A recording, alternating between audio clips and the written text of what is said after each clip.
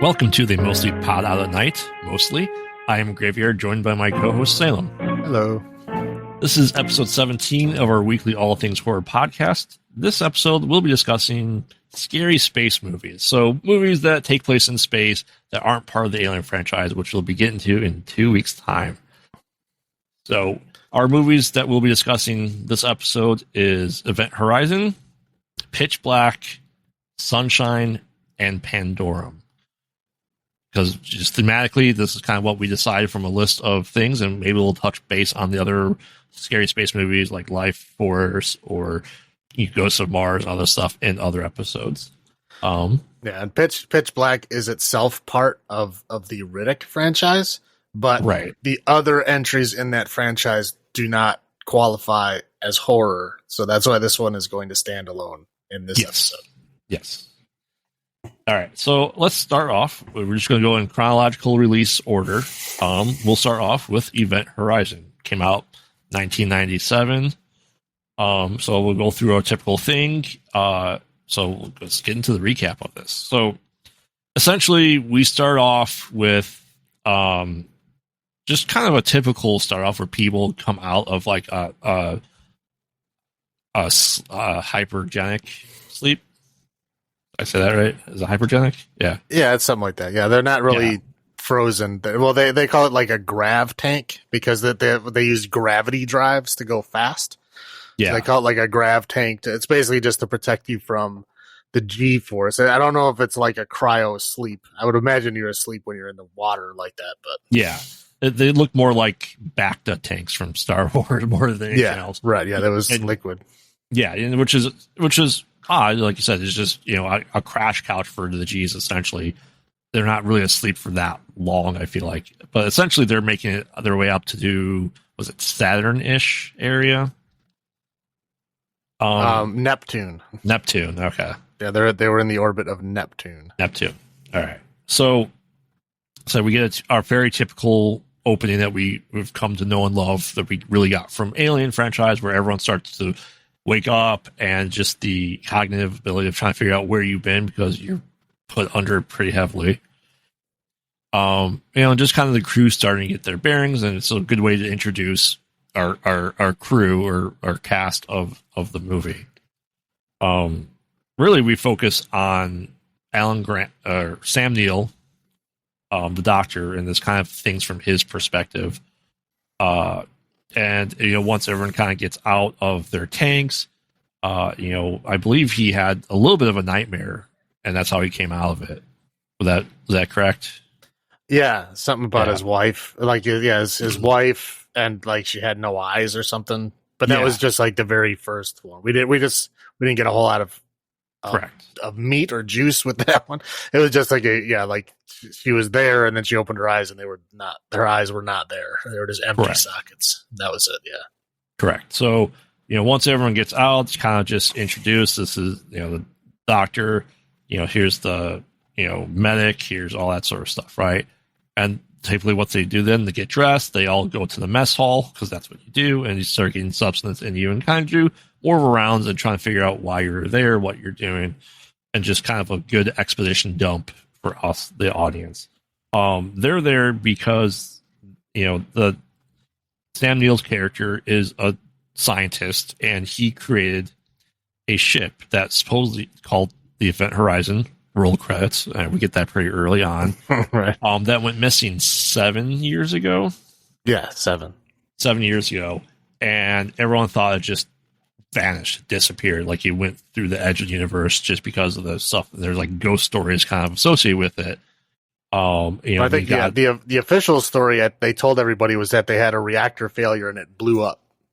Yeah. So just so nobody would ask questions, but they say like the real story is that it was supposed to, like they said, fold space and time. He goes through the whole piece of paper with the pen, 2 points. Thing. That's been in several movies where they describe that, but essentially he's describing that's what it does is it folds space. It makes a wormhole between the 2 points, and then it goes. So like when they were testing the drive for the first time, they turned it on and it disappeared, and they have not heard from it for the last 7 years. And they finally got a distress call. That's why they're out there. Yeah, and everyone on there, it's kind of, the blue collar workers, the junkers, the salvage people there. Some were pretty upset that they got called up because it's the United States Marine Corps, I believe. Something like that. Yeah. I mean, it's like, it's whatever the future, thing. And this is before the Space Force was formed. So it was like whatever, fake name they had for them. But yeah, they're like a search and rescue team that was on like R&R. Yeah. And they got called up because, they're the best of the best and they need them on this particular mission. Right. And I don't know if we said, but this takes place in the year 2047. Yep. So at that time, 50 years into the future, which we are now only 25 years away from this. Well, yeah. And at the very beginning, they say like, first manned outpost on the moon, 2015. So we've already failed this timeline. Yes. Which maybe it's okay in this timeline. Right. So like I said, everyone's just like, oh, we're doing this. And, they kind of go and attach, with the umbilical cord as everyone has, the airway, the pathway, right? It's always that umbilical hatch, right?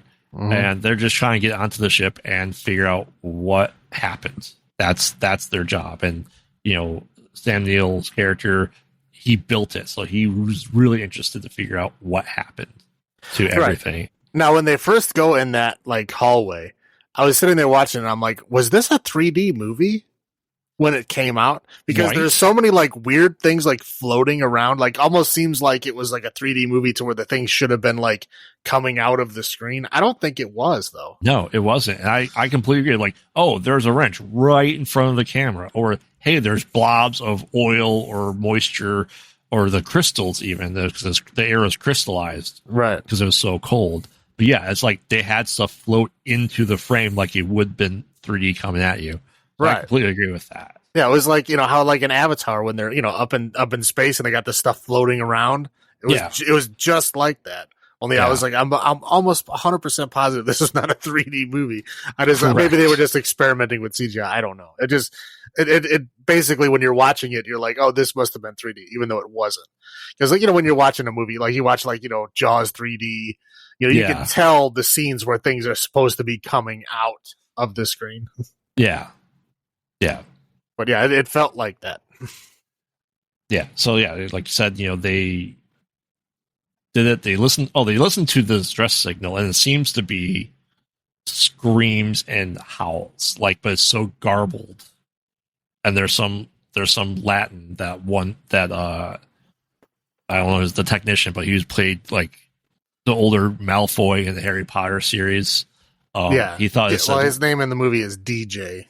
DJ, yes. And he thinks it says essentially liberate me or save me. So they okay, liberate me, which is save me in Latin, is what he thinks it says. Right. But they still want to run it through some filters, trying to clean it up a bit. So not all the crew, some crew stays onto the ship, and they start going on there and start looking for survivors, and they're able to go into the gravity drive, which is essentially, it goes through that spooky house of maze, that spinning tunnel that everyone walks through, that everyone has, and like those the fun houses. That's what it looks like to me. Yeah, I get that. But yeah, like Jack Noseworthy said, it looked like a meat grinder. It looked like you were walking through a meat grinder. Yeah, that's fair. And then as he gets to the end, it looks like a Gothic cathedral. Like I don't know who designed that gravity drive, but they were like heavy into the goth scene in the 90s. Well, we'll discuss where we think this ties into other franchises at the end of this. But yeah, I mean, there's definitely spires, like sharp things, like someone's gonna get impaled on one of these in the future. Even on like the door, like the door, like it locks. Like there's four pieces that like kind of. What do they call it? They spin like iris closed, right? Yeah. But like the sides of it have these huge spikes on it. So like anybody that was like passing through it would get impaled on these spikes. It was very, very, very dramatic looking. Yeah. Oh yeah. So their engineer, Justin, I think he's the engineer, right? Yeah. Jack Noseworthy, the young guy. Yeah. Oh, from Idle Hands. Yeah. He was also from Dead at 21. You ever see that? No. It was an MTV series. It was like, it might have been the first like original series they had. I don't know if it was the first, but I know it for a fact it was one of the first. It was like a sci-fi show that they had on MTV. Like, and this was in the 90s. It was like, well, it was, obviously the show is called Dead at 21, but he was the main character, and it was a show about like babies that get like processors installed in their brain. Okay. When they're born. Yeah. And it makes them super smart. But like as the show goes on, you basically figure out that they burn out when they hit 21. Yeah. Because they're whatever it is, there's some kind of fault failure to where they burn out when they're 21. And he's trying to like figure out why or what's going on. He's trying to figure out who did it to him and how to survive and blah, blah, blah. Yeah. But yeah, it only had one season. It ended on a cliffhanger. Of course. I mean, yeah, it was a decent show. I liked it. But yeah, no, Jack Noseworthy and Dead at 21. He was also in an episode of The Outer Limits, one of my very favorite episodes. That was the one with the spaceships that were like AI controlled. Huh. And they needed like a person aboard because they couldn't like fix themselves. Because obviously they can control every part of the ship, but if something broke or something happened, they couldn't fix themselves because they have no hands or anything, right? So they like kept humans as slaves. Like they kept a human slave on the ship that they controlled absolutely, and they forced them to like fix them and keep them going. And he was one of them. I believe the voice of the ship was Malcolm McDowell. Interesting. I don't think I watched that. It was like one of the first ones. I think it was when Outer Limits was still on like Showtime when they had like really high production value. Oh, okay. It was one of those. It was really good. But anyway, he played the slave human on the ship. Okay. But anyway, I like Jack Noseworthy. He pretty much fell off the face of the earth when the 90s ended, but he was in some good stuff in the 90s. Yeah. So anyway, he finds the drive. He turns on gravity. And then essentially it's like 3 spinning pieces of band of metal, right? With lights on them. And it's like a big gyroscope. Yeah. And it lines up, and essentially we get like, we're just missing the whoosh from the Stargate, because it's just like a black Stargate at that point in time. And he touches it, of course, because why wouldn't you touch this glimmering black portal in the engine room as an engineer? I can understand his desire to learn. He kind of gets like grabbed in there. He gets rescued by Cooper, I believe. Yeah. Pulls him out because he was on a lifeline, essentially. Pulls him out, and he just kind of goes like catatonic. Rightly so. Right. And when this happens, when the portal is essentially opened, there's a shockwave that makes that damages the Lewis and Clark, the ship that they're on, that they came in on, to the point where everyone has to come on to the event horizon at that point in time. So they put, Justin in the med bay. He's just comatose essentially at that point in time. And people start seeing hallucinations a little bit. Well, there's also the side note of when the Cooper tells them what he saw. He saw him coming out of the portal, right? And then when he brought him in there, and he is explaining how he found him, and the Dr. Weir, yeah, Sam Neill, is basically telling him that's impossible. Right. Like the portal can't open. The portal is only opened when the gravity drive is engaged, like when it's ready to fold space. Like it can't just open on its own. So already we start getting weird things happening. Essentially, it's space madness. Right. Yeah. and then that's when, after that portal opens, that's when, like you said, everybody starts seeing weird things. Like the one things from the past. Yeah. Right. Yeah. The one medical technician lady sees like her son, who he's got some kind of like terminal illness or something. Yeah. Because they kind of vaguely showed pictures of her, like, watching home movies of the kid, but he was like, pale, not looking good, in a wheelchair, like obviously trying to show him sick. Right. Yeah. She sees him like on one of the medical beds, and his legs are like all messed up, Like they had like big sores and lesions on them. Yeah. Yeah. Not looking good. So obviously, somebody else comes in the room and it goes away. And then, who else starts seeing stuff? Well, the captain does. Yeah. Yeah. And I think Weir hears a little bit more from his wife. Right. But anyway, they're just kind of going through that. And then Cooper wakes up and he goes into the airlock. And so everyone else is kind of on the outside. Justin wakes up. Yeah. Justin, yes. And people are fixing the ship. They're trying to fix so they can go home. So there's a whole bunch of hull breaches, losing atmosphere, all that jazz. So a couple people are outside working on it, and Justin goes in the airlock, and he just like goes in there, seems to be in full control of his body, and then decompression starts happening, like he's trying to kill himself. And you hear Captain Miller and Cooper saying, "Hey, close your eyes. You have to breathe in. You have to curl your body up to be able to survive decompression and space," and trying to get to it. Because all of a sudden he has his wits about him. Once the airlock's kind of in place, his eyes explode as they do for decompression. Yeah, no, see, this is an interesting point, because all these space movies that you watch, there are so many different things that happen to a person when they go into just open space. Yeah. Like every movie has a different version of what's going to happen. They always explain it to you ahead of time, like what's going to happen in that universe. But there's always a different thing. Like I remember, like in Battlestar Galactica, it was just super cold. So you could survive out there for like 30 seconds, but you would freeze to death for any longer than that. So if you were outside for a few seconds, you were relatively okay. But then, like in this universe, you would like explosively decompress. I mean, it depends on different movies, different things happen.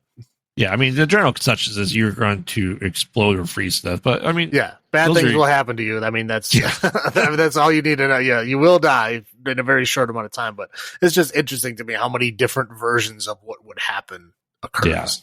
Yeah. But essentially, he does curl up. Like I say, loses his eyes. He's in real bad shape. Right. And they are able to use his oxygen tank, get him back aboard through the airlock, and they put him back into the stasis pod. Going, well, he won't be pretty, but he'll survive. Right. So that was interesting. But yeah, we start going through there. I think Weir starts going through the bowels of his engine room through like the green corridors. Yeah, well, they start having like power surges. And so he's like, oh, there must be a fault. And so he just like opens up one of the weird Gothic decorations on the wall and just climbs into this like cyberpunk, like neon green hallway. Yeah, which is very easily lost. But he didn't know exactly where he was going. I mean, he built it. Right. He built it. But that's still pretty like, I don't know. I don't know if I could do that. Right.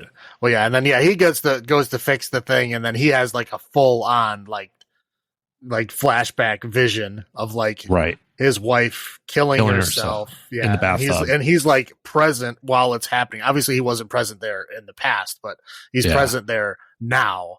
But it really seems like after this point, like he becomes different. Like, this thing gone. Has infected him, right? Like this event has infected his mind and turned him, just like how Justin turned for that short period of time, right? And tried to kill himself, but and his dead wife has no eyes and urges her to join him, and blah blah blah. Right. I mean, he fixes the panel that was sparking. So that's kind of where we see where he's at, and he's like, you can tell there's just like a character change in him that he's now gone. Right. And then, and at this point, I think they all start explaining to each other that they're seeing things. Yep. Because the captain, Lawrence Fishburne, he sees like this guy that he let catch on fire one time during like a rescue. Yeah, like, because it was him or everybody else. Right. Yeah. So it was essentially like, he could only save everyone else or that one guy, and he had to let that one guy die, but he saw him burn to death. Yeah. And it is a thing, he said he never told anybody that. So it was very odd. but the ship knew. Right, the ship knew. They said once they set foot, the ship was able to go into their subconscious and start pulling things out. Right. But Dr. Weir, again, denies that he's seeing anything or denies that anything is odd. Again, says, it's impossible. The portal can't open, nothing, and blah, blah, blah. He's, full on, denial and full on, kind of turning at this point.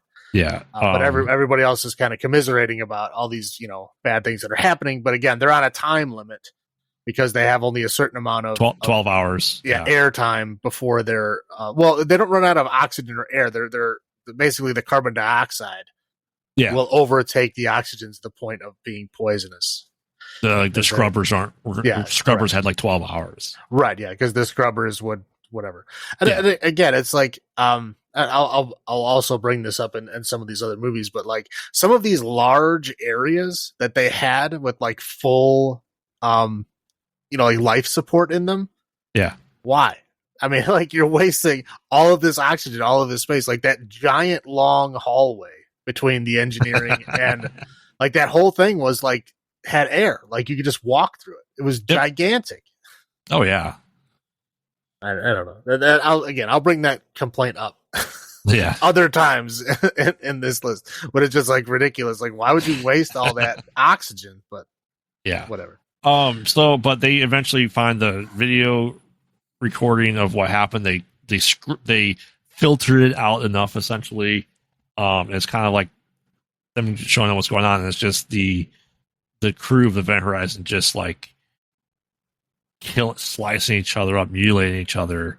And they find out that's after they engage the gravity drive for the first time, and they start ripping their own eyes out. Blood orgy. Yes, is how the director describes this part. Yeah, because apparently in the lost director's cut of this movie, they had what he calls an extended blood orgy scene, which is this scene. All of these little bits and pieces that are kind of jumped out of here. And there's a scene later on where the captain has visions as well. All of those little scenes are taken from that extended part that was cut out of the movie. Okay. But it's kind of interesting because they were, sorry, the little tangential thing, but basically Titanic was supposed to come out at a certain time this same year by the same studio.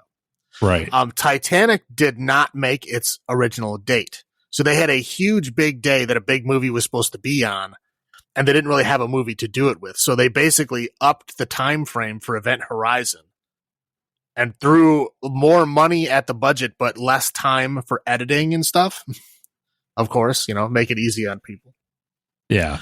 So they were like, the studio is heavily involved in the process of like watching the dailies and the editing and all that kind of stuff. And once they decided that, okay, the movie's going the direction that we want, it's going to be the big movie to take Titanic's place in this, date that it's missed. So they kind of left. And after they left, Paul Anderson just started adding all this crazy stuff in to the movie. And after that cut was over, the studio was not happy at all with that cut. So they cut all of it out. So, I mean, there's people talking that there's this, mystical director's cut out there. But even if they did find it, it would be in what they describe as sub VHS quality. Well, he said it's gone. He said he wishes he had it. Yeah, it is gone. But they're saying, things that are gone sometimes reappear, As far as he knows, he does not have a copy of it. And anywhere that he would think it would be gone. But, studios keep shit. People keep stuff in basements. Yeah. I mean, they're still finding Doctor Who episodes in Africa, Yeah. Things that they thought were completely lost, but they still technically exist. But they said even if a miracle somehow happened and they did find that director's cut, it would be such low quality that wouldn't even really be worth watching. Yeah. But people are insane over it. They want to find it. Yes, they are. Yes, they are. And even like on some of the DVD releases or Blu-ray releases, they do have some of the footage because not all of it was totally lost, but it looks terrible. Yeah. So I can only imagine how bad the blood orgy scenes, which are like fast cut, crazy stuff going on in that low of quality, like how wacky that would have looked. Yeah. Anyway, but yeah, so, it's basically all these horrible, horrible things happening. Blood, guts, body explosions and all kinds of stuff happening. Right. But then they realized watching that he mistranslated it, and it's actually save yourself from hell. Liberate tutume. Yes. Liberate tutume Ex and infernus. infernus. Yes, which is save yourself from hell. Right.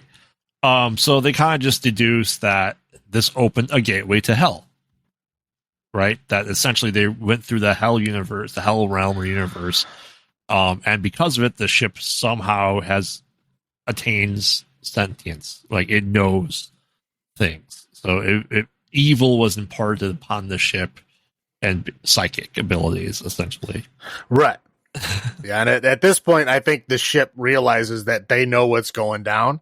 And so it like tweaks on Dr. Weir like really hard to the point where he like tears out his own eyes. Yeah. But in doing so becomes like the puppet of the ship.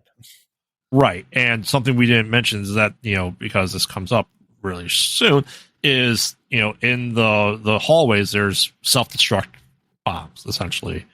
And Miller, played by Lawrence Fishburne, he wants okay, this ship has to get destroyed and wants everyone off the ship. The one woman is killed.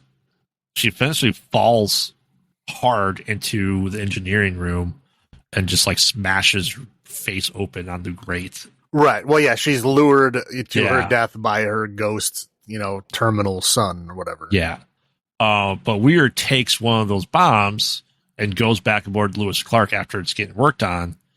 And Lawrence Fishburne's character, Captain Miller, realizes that, hey, it's missing. They're trying to find it. And just as they got there's two people on the ship still, repairing the rest of the atmosphere leaks. And it blows up. Dr. Weir goes back on, goes to the airlock, and then gets off and blows up the Lewis and Clark, killing one of the guys. The other guy's stuck in space on this whole pretty intact piece of debris from this explosion. Right.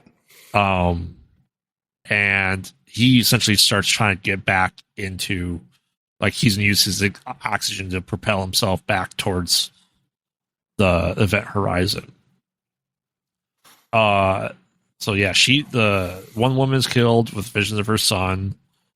Another guy, his throat is slashed by Dr. Weir. Yeah, the doctor, DJ, the doctor guy. Yeah.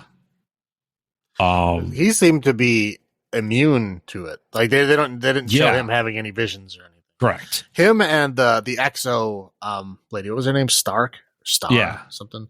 Neither one of those, and Cooper, I guess. None of them had any. Well, I guess we didn't know of any visions. Right. Too many people to have too many backstories with. Right. But they start realizing that, hey, they need to get this taken care of. Dr. Weir corners Stark on the bridge. And the captain comes in. They're trying to overpower him, realize how torn up his face is.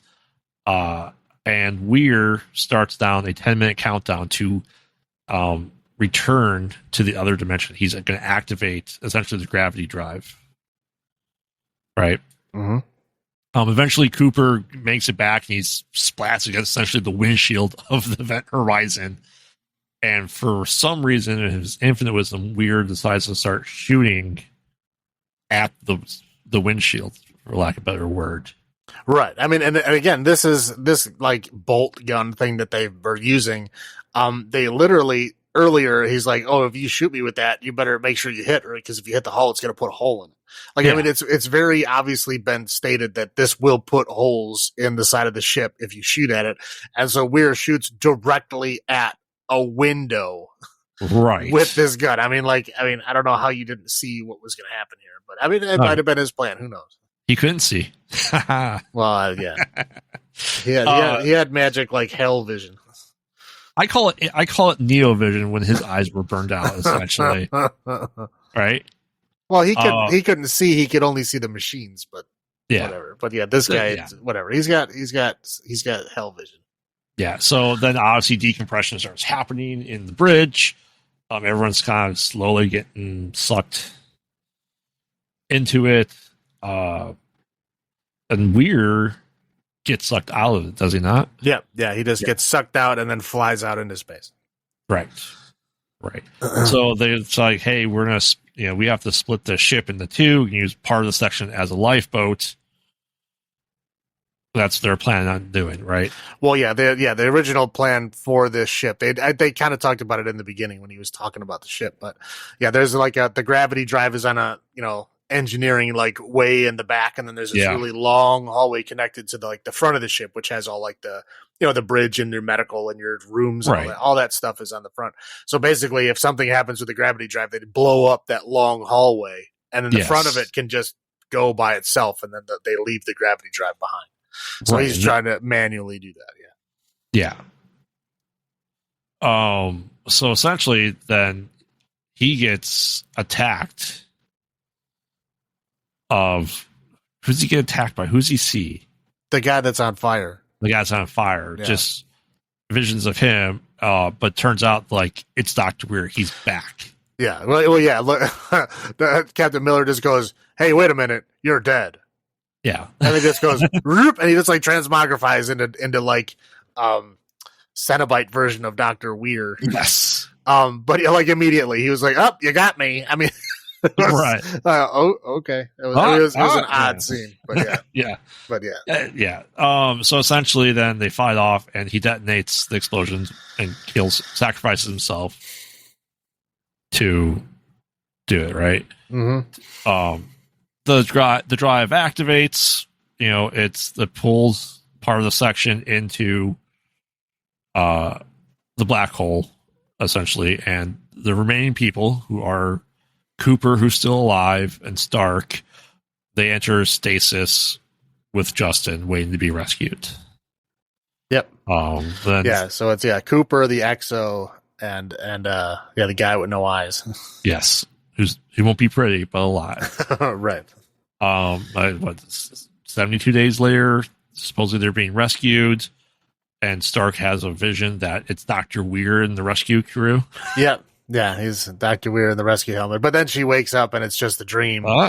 Just nightmarish. Yeah. So she's like screaming on the ground while Cooper's like trying to like calm her down, and then that's it. Yeah. And then it ends. But then they reassure her, but then the bulkheads close unexpectedly.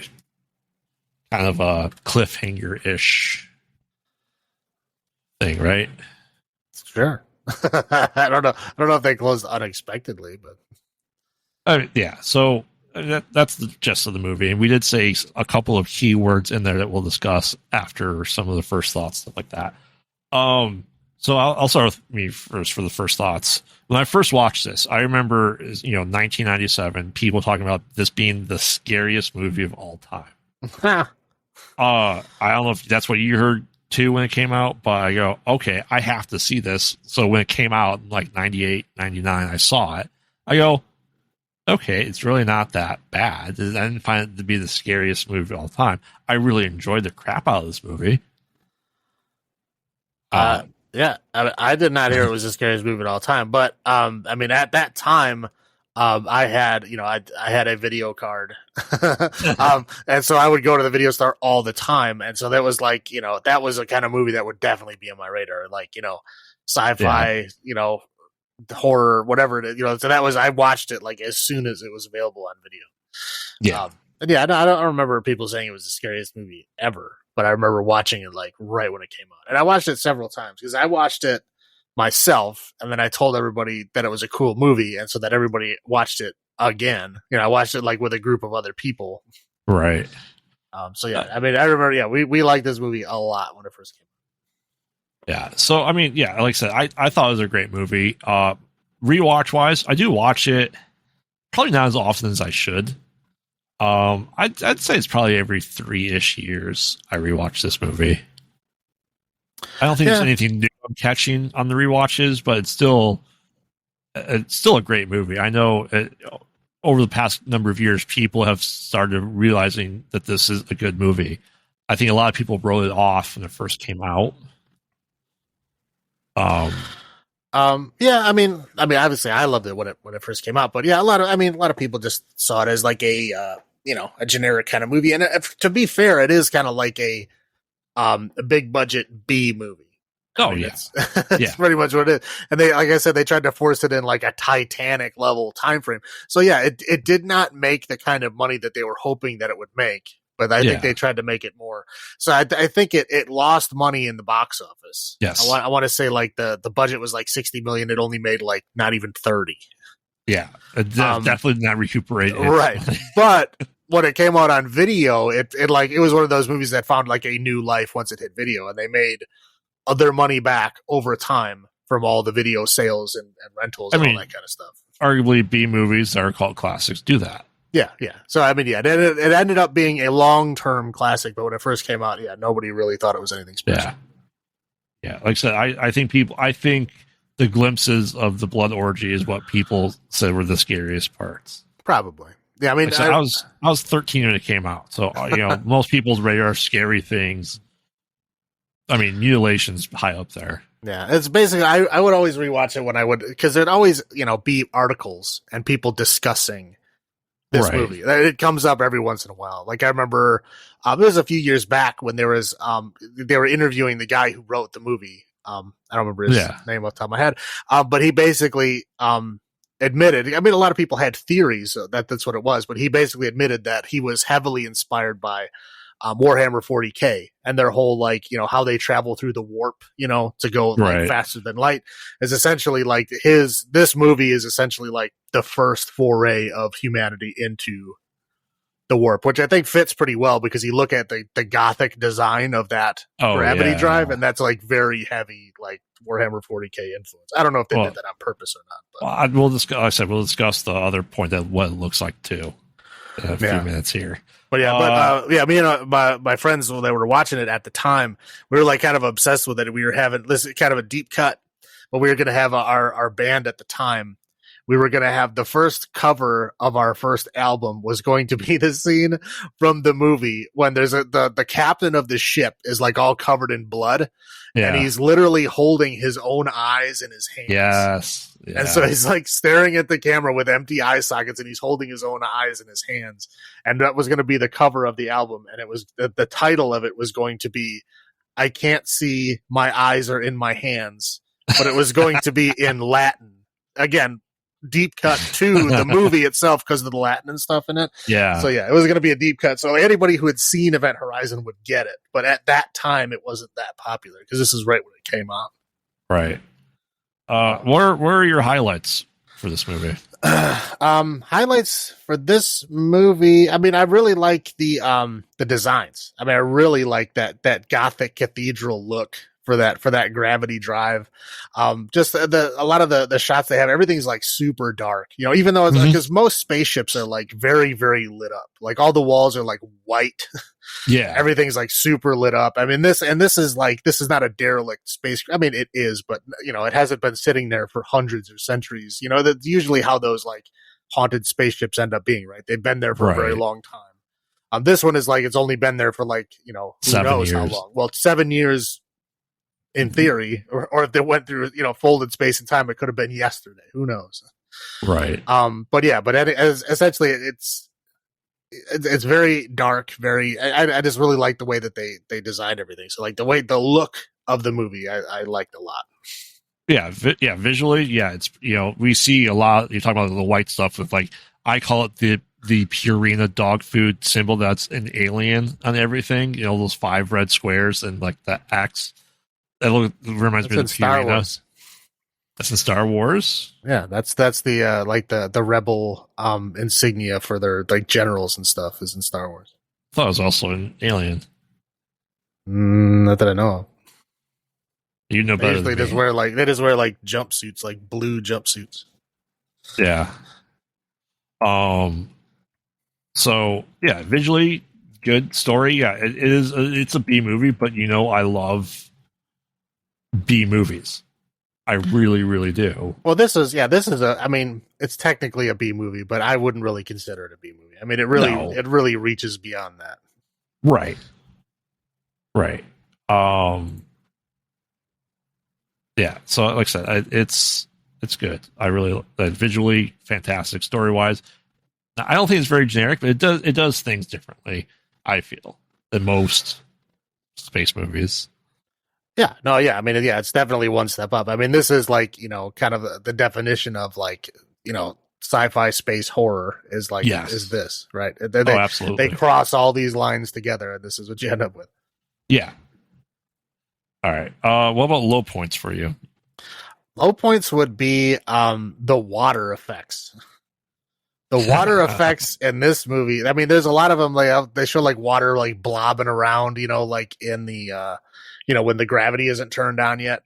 Yeah. But also like the water effects when like the gateway opens and there's like that black water. It is like it looks terrible. It looks like, I mean, I could do better than that. And like, but I mean, I'm not even a graphic artist, but I mean, I guess back in that time period, they were dealing with a little bit less, but yeah, I mean, you look at, I mean, like the Matrix came out, like 2 years after this? 2 years. Yeah. And like these effects are that much different in 2 years. I find that hard to believe. I really think like that water thing was like they forgot to do it and they just kind of threw it in there at the last minute. It was like a rush job. Right. Yeah, because everything else looks great. I mean, I have no complaints. I mean, obviously my high point is the look of the movie. The low point is those water effects. They just look bad. Yeah, the CG wasn't particularly grand, but the practical effects were amazing. Yeah, they were. They were great. Yeah, I mean, I can agree to that. This is a slow burn, I feel. But yeah, low points definitely the CG. Completely agree. All right, so before we give this our rankings, I want to ask the question. We've alluded to this a bit. We discussed it in other ones, especially the Hellraiser franchise. Is this a Hellraiser movie? Could it be a Hellraiser movie? And why is it so much better than Bloodlines that came out the same year? I mean, this very easily could have been a Hellraiser movie. I mean, it's been alluded to by the writer and director. Right. I mean, essentially, like, okay, if you would have switched out the gravity drive, like you could have left the spinning blocks and everything, but just take out that center thing and just make it the box. Implements configuration. Right. Yeah, very easily could have been a Hellraiser movie. And then Dr. Weir could have just essentially been taken over by Pinhead. I mean, or Pinhead could have just showed up because Cenobites could just show up, right? Well, to me, it seemed like he was becoming a Cenobite. Yeah, right. This is a different way of creating Cenobites. So they went through the Hell dimension. And I believe that to be the Cenobite dimension is where they traveled through. Yeah, that's very heavily alluded to. yeah. I mean, yeah, very much so. I mean, very, very minor changes could have made this a Hellraiser movie. Right, and it had been more Hellraiser than the minor changes that happened to other movies in the Hellraiser franchise that didn't fit into Hellraiser. This was correct, perfectly there to be what Bloodlines should have been. Quite honestly, I mean, I liked Bloodlines. I mean, but Bloodlines was definitely made as a Hellraiser movie. I mean, they obviously went in a different direction. Yeah. Because again, they had like the origins of the box in like the 1700s in the same movie as a, future space station, which is odd, but this is a better Hellraiser in space than the Hellraiser in space we got. Yeah, that's fair. I'll give you that. But I mean, as far as like definitely better than, I mean, like almost all of the other movies, because almost all the other movies were just like Hellraiser elements tacked on. Like this is, I feel like they took the Hellraiser elements out. So like the Hellraiser elements, they took them out of this movie and just tacked them on a bunch of other movies. It's totally possible. No, it was good though. Like they've confirmed that like it's been not officially, but they said this is the Hellraiser universe. I mean, it fits. Right. It's just like we'll get to like Friday the 13th, where he gets the book of the Necronomicon, the Kandarian demon from Evil Dead, to confirm that he's a Deadite, that Jason is. This is kind of the same thing, just after the fact. And the theories rose like, okay, it's very heavily inspired. And the gothic look of it, and the spikes, that's very Hellraiser-ish gothic looks that we got. Because obviously Hellraiser has a lot of gothic elements into it, too. Yeah. That's fair. All right. So for you, okay, for this episode, we're doing number of sealed doors out of 10, because there's always sealed doors in space movies, and people trying to open sealed doors or close sealed doors. Well, yeah, all of these movies, sealed doors play a part in at least some way, shape, or form. Yes. So how many sealed doors out of 10 would you give this? I mean, this one's Good. it's good. It's difficult to rate. Is it great though? I would say 8.5 sealed doors out of 10. 8.5? Yes. Would have brought you to a 9 if they had better CG. Yeah. I mean, it had better CG, and I mean, there's some like acting that was a little Questionable. hammy, and I was like whenever Cooper shows up, it's like, oh, this guy, he's like too happy. Like it feels like he's not in this movie. He's like the only person that feels like he's not supposed to be in this movie. He feels better in a cartoon or lighthearted movie than this movie. Right. Yes, I agree. Right. And he, like, again, like if he would have just died when they blew up that ship, that would have been one thing. But no, he like comes back, and he's like one of the main characters. He's like one of the people that survive. So like, he's in it quite a bit, and he's very annoying. Yeah. I'm going to 9 for it just because I do enjoy it that much. Like I said, rewatches. I need to rewatch it more. It is a fantastic movie overall, especially you being the sci-fi guy, me being the horror guy. This has like the right elements of both perfectly for me. Yeah, no, I mean, yeah, this is the perfect solution mixture of both of those elements. Yeah. So, all right, you want to take the reins a little bit for Pitch Black? Sure. All right. Pitch Black. So, Pitch Black opens up with it's being narrated by Riddick, who, I mean, yes, people probably know who Riddick is, but anyway, it's Vin Diesel with glasses.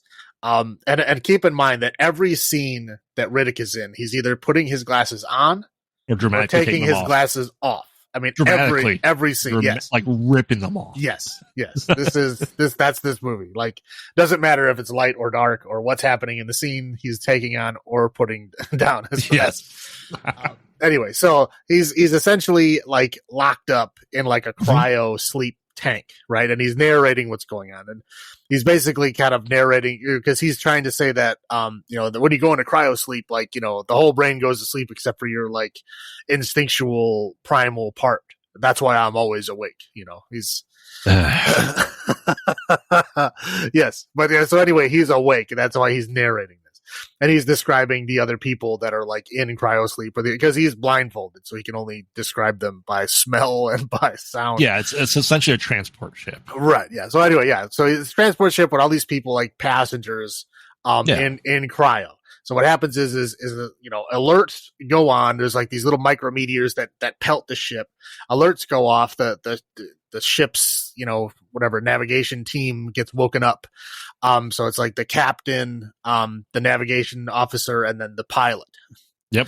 And so yeah, they go to wake up. Like as they're in the process of waking up, the pilot sees the captain get killed. Micrometeors pelt him, and he dies before the pods even open. Yeah. So the pod opens, the nav officer and the pilot, they go to try to fix it. They basically see where they are, and they're like crash landing on a planet. They have no idea why or how they ended up there. I think they theorized later it might have been like a rogue comet or some asteroid or something, whatever it was. Something knocked them off course, and they're now crash landing on a planet. So the pilot is like trying to right this ship as it's crash landing it's going into the atmosphere of this planet, getting ready to crash. She's, putting on all the air brakes and all the, trying to turn on the thrusters and all this kind of stuff, but it's just not happening. So she keeps like, dumping off, cargo containers to like try to level out the ship. Yeah. And it gets to the last one, and the last one is where all the passengers are, and she wants to drop them. But the nav guy is saying no. So she like seals the doors, and she's about to drop them, and the nav guy actually like wedges them open so that she can't dump that last one. She definitely tries. She's hitting that handle, but she's surviving herself. She doesn't care about anything else. Right. So yeah, the guy is like, hey, you got a minute to save us, whatever. So they crash land on the planet. The nav guy, well, he doesn't die, but he's basically dying. Like he's got a big piece of the ship impaled through him. So, and he doesn't seem to be all there. He's like screaming things that he was saying while they were trying to fix the ship. He doesn't seem to be like aware of what's going on around him. Right. Anyway, so we see that Riddick, the prisoner, is alive. The bounty hunter guy, Johns, who captured him, is alive. There's a couple other miscellaneous people that are alive. There's like the rich guy with the glasses, the imam, played by Keith David.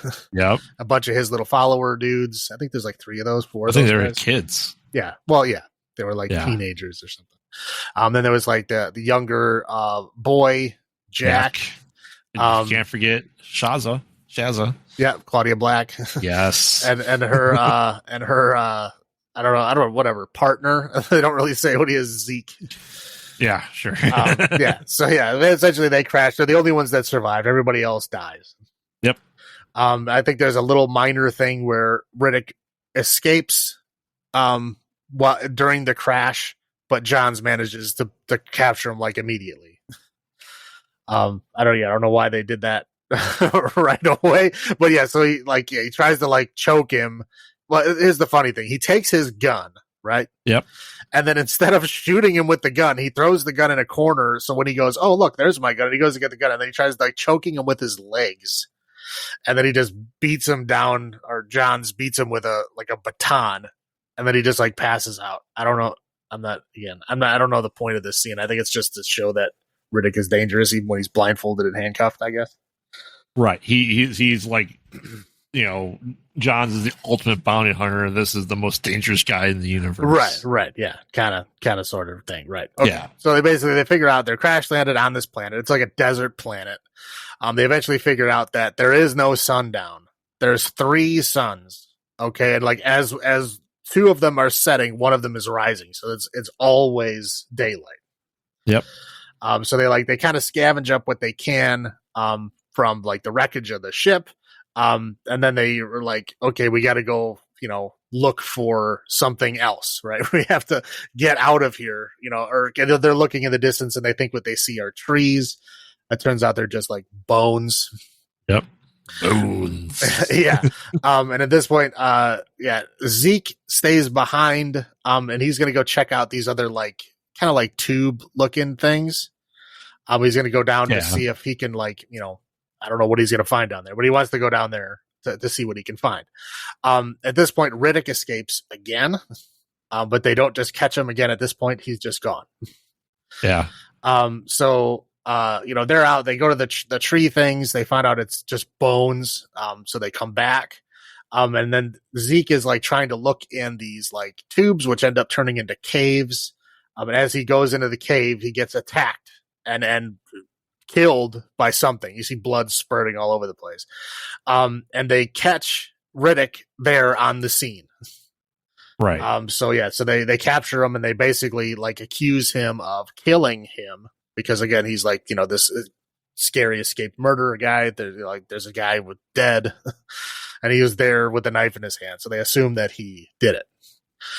So they go back and there's it's kind of like starting. Well, I mean, I guess they already did start, but they're starting this rivalry between Johns and Riddick. So where Riddick is saying, they're like, "Oh, we found blood down there. Like, where's his body?" And he's like, "Go down further. You'll find it." And he's like, "Well, I don't know if I want to, do that." But anyway, so the one, the pilot lady, was it Fry? I think her name is Fry. Yeah, Fry. Carolyn Fry. So she goes down to try to find Zeke's body. She finds these like monsters that are down there that only live in the dark. And they, attack her. She manages to get out. She almost gets sucked back in a couple times, but she manages to get out. So basically they figure out, okay, there's these monsters that live under the ground in the dark. So as long as they stay in the sun, they'll be safe. Right. Yep. So Riddick is like, kind of exonerated. And at this point they figure out, well, we're kind of in the middle of nowhere. We all have to work together to get out of this. So like, they kind of cut him free, but they make him like, kind of like, I don't know, like their servant, I guess. Like he keeps making him do like grunt work job stuff. Yes. Cause he's the rough, muscular, dangerous man. Right. Right. So they're searching around the planet trying to find something else. They end up finding this little settlement, right? Yep. Of course, it's been abandoned. There's nobody around. No bodies, no nothing. And they're like, oh, I wonder what's going on.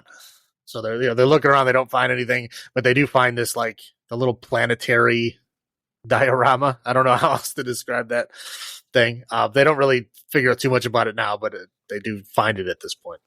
Yeah, it's very called a diorama. Right. Yeah. So they find out there's a ship there that could potentially get them off the planet. But it's old. It not only needs to be repaired, but it needs to be powered up. Yep. So yeah, they're basically like, okay, here's the plan for getting us off this planet. We have to go back to the other ship and get these power cells and bring them back here. But Johns convinces the pilot not to get them right away because he basically tells her that if you go and get them right away and bring them back here, then Riddick's just going to kill us all and take the ship. Because he's also a pilot. Right, because he's also a pilot. So basically, he tells her this. We have to wait till the last minute to bring these power cells to the ship to make sure that he doesn't kill us all. And around this time is when they find the one of the little worshiper guys, the Keith David's little buddies. Yeah. Yep. He gets into this what they call the coring room, and he gets in there and there's all these bats. And these bats basically rip them apart.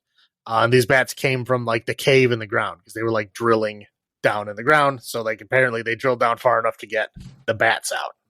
Yeah.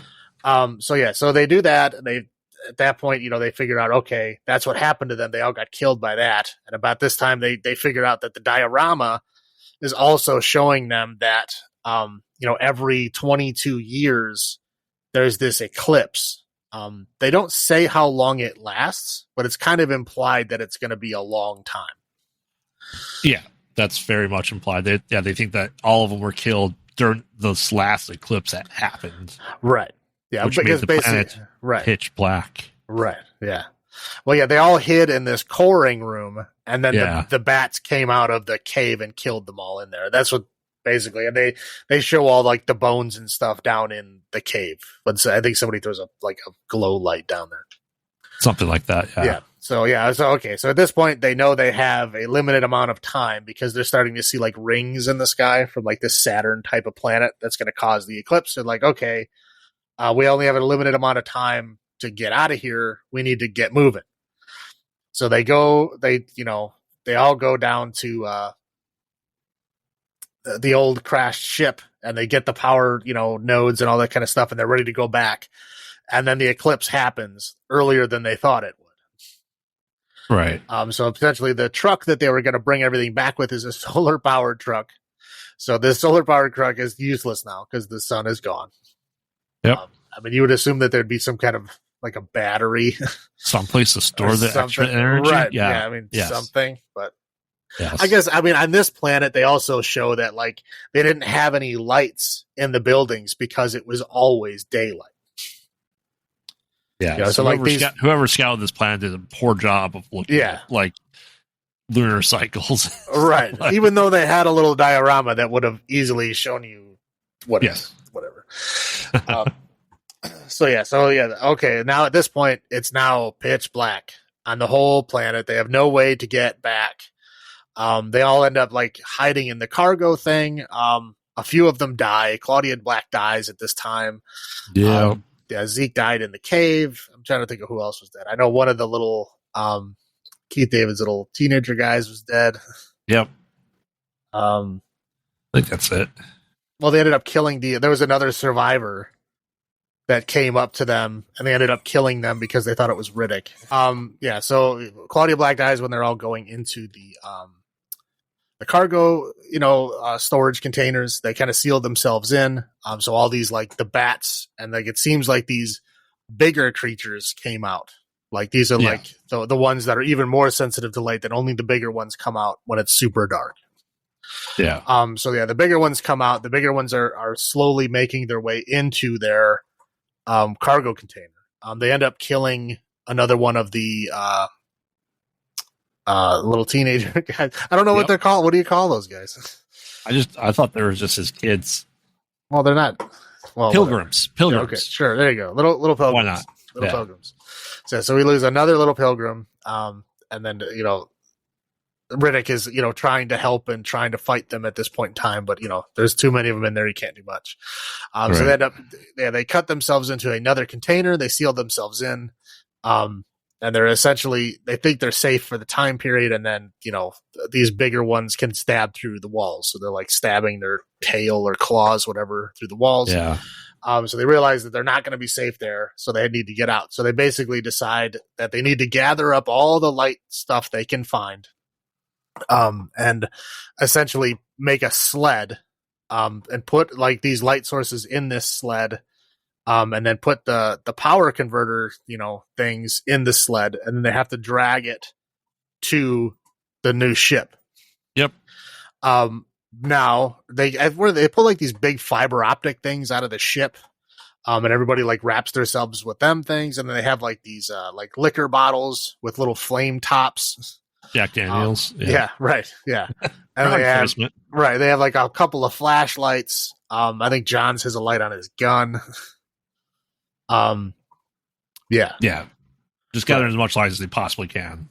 Right. Oh yeah. Hopefully, I think I should probably like John's at this point. We find out that he's a drug addict, and that he stabbed himself in the eye. Yeah, the weird looking. Yeah, he stabbed himself in the corner of his eye with this morphine. Yep. So anyway, so Fry is originally on his side.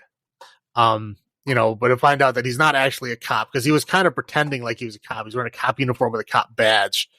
Riddick is, they're kind of playing back and forth. Like I said, they had that rivalry going. So they're playing back and forth to where Riddick says, yeah, he's not really a cop. He's a drug addict. Ask him why your friend, who was impaled, when the ship crashed, why he had to die in pain when John could have just given him his morphine that he had.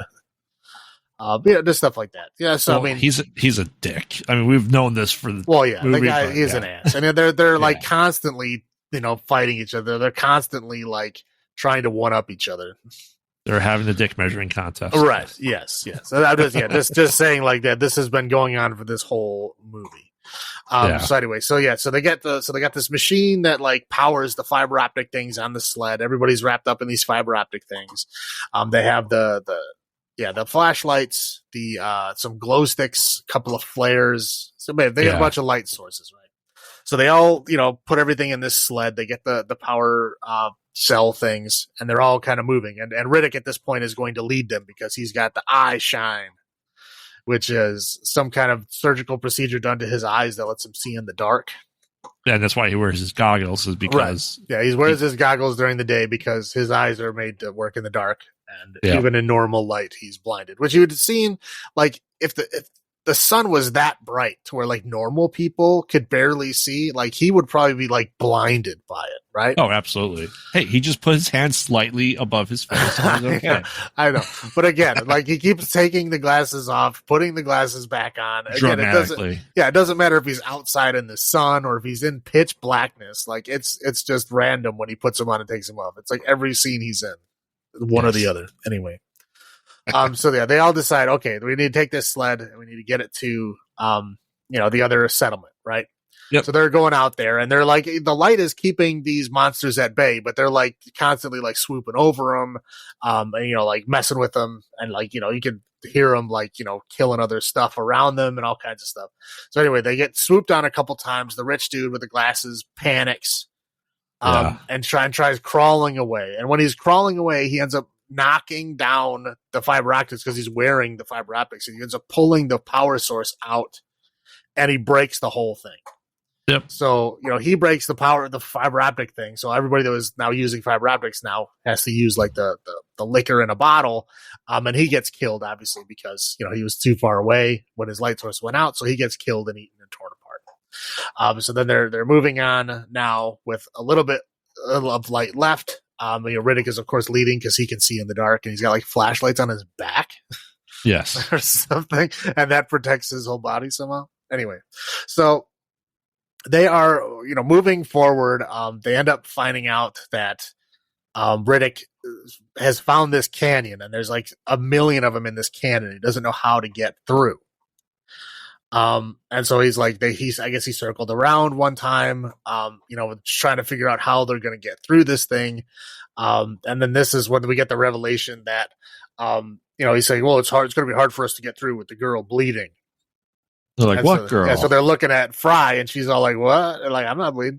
But then you're looking at the other girl, and of course, Jack, the teenage boy, who has like kind of emulated Riddick, like, shaved his head, put on his glasses that look just like him. So at this point, we find out that it's actually a girl. And, period joke. Yeah, period joke. She's apparently, bleeding, right? Yes. So yeah, and these things go after her blood, so like she is now a liability. Yep. So they decide, oh yeah, well, we got to get through this canyon, so let's just walk straight through it. I mean, I don't know if that was the solution. I don't know why they didn't just figure that out right in the beginning. Anyway, so they're going right through it. And then Johns and Riddick are like, moving forward faster than the rest of them because Johns is trying to convince Riddick to kill one of the people that are left. Yep. And let him like drag him behind so that the things will all go after that body and let them go. Yeah. And so Riddick is kind of sort of playing along, just to see how far he's going to get, to see who he's going to suggest that they kill. And then he eventually decides on Jack, the boy / girl, right? Yeah. And at this point, Riddick just basically says no, and then they fight. Yeah. And then he kills Johns, and then that part is over. So the rivalry is now over. And then they realize they don't have enough strength to pull the stuff anymore. So yeah, basically Riddick decides that he's going to grab all of the power cells himself.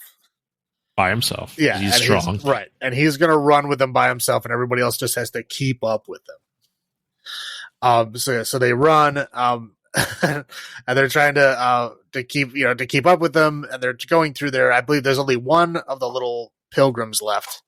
Yeah. And at this point, and as they're moving through, because they like some of these bones, they have to like crawl through, because it's like a bone canyon. Really? And the little pilgrim gets hurt in the leg. So he gets slowed down. He keeps up with them, but obviously these things are going after blood, so they're getting attacked more now. And they're attacking each other as well. So it's like raining like blue blood, because apparently these things have blue blood. So they're all like attacking each other. They're just like violence machines. They're hungry. Right.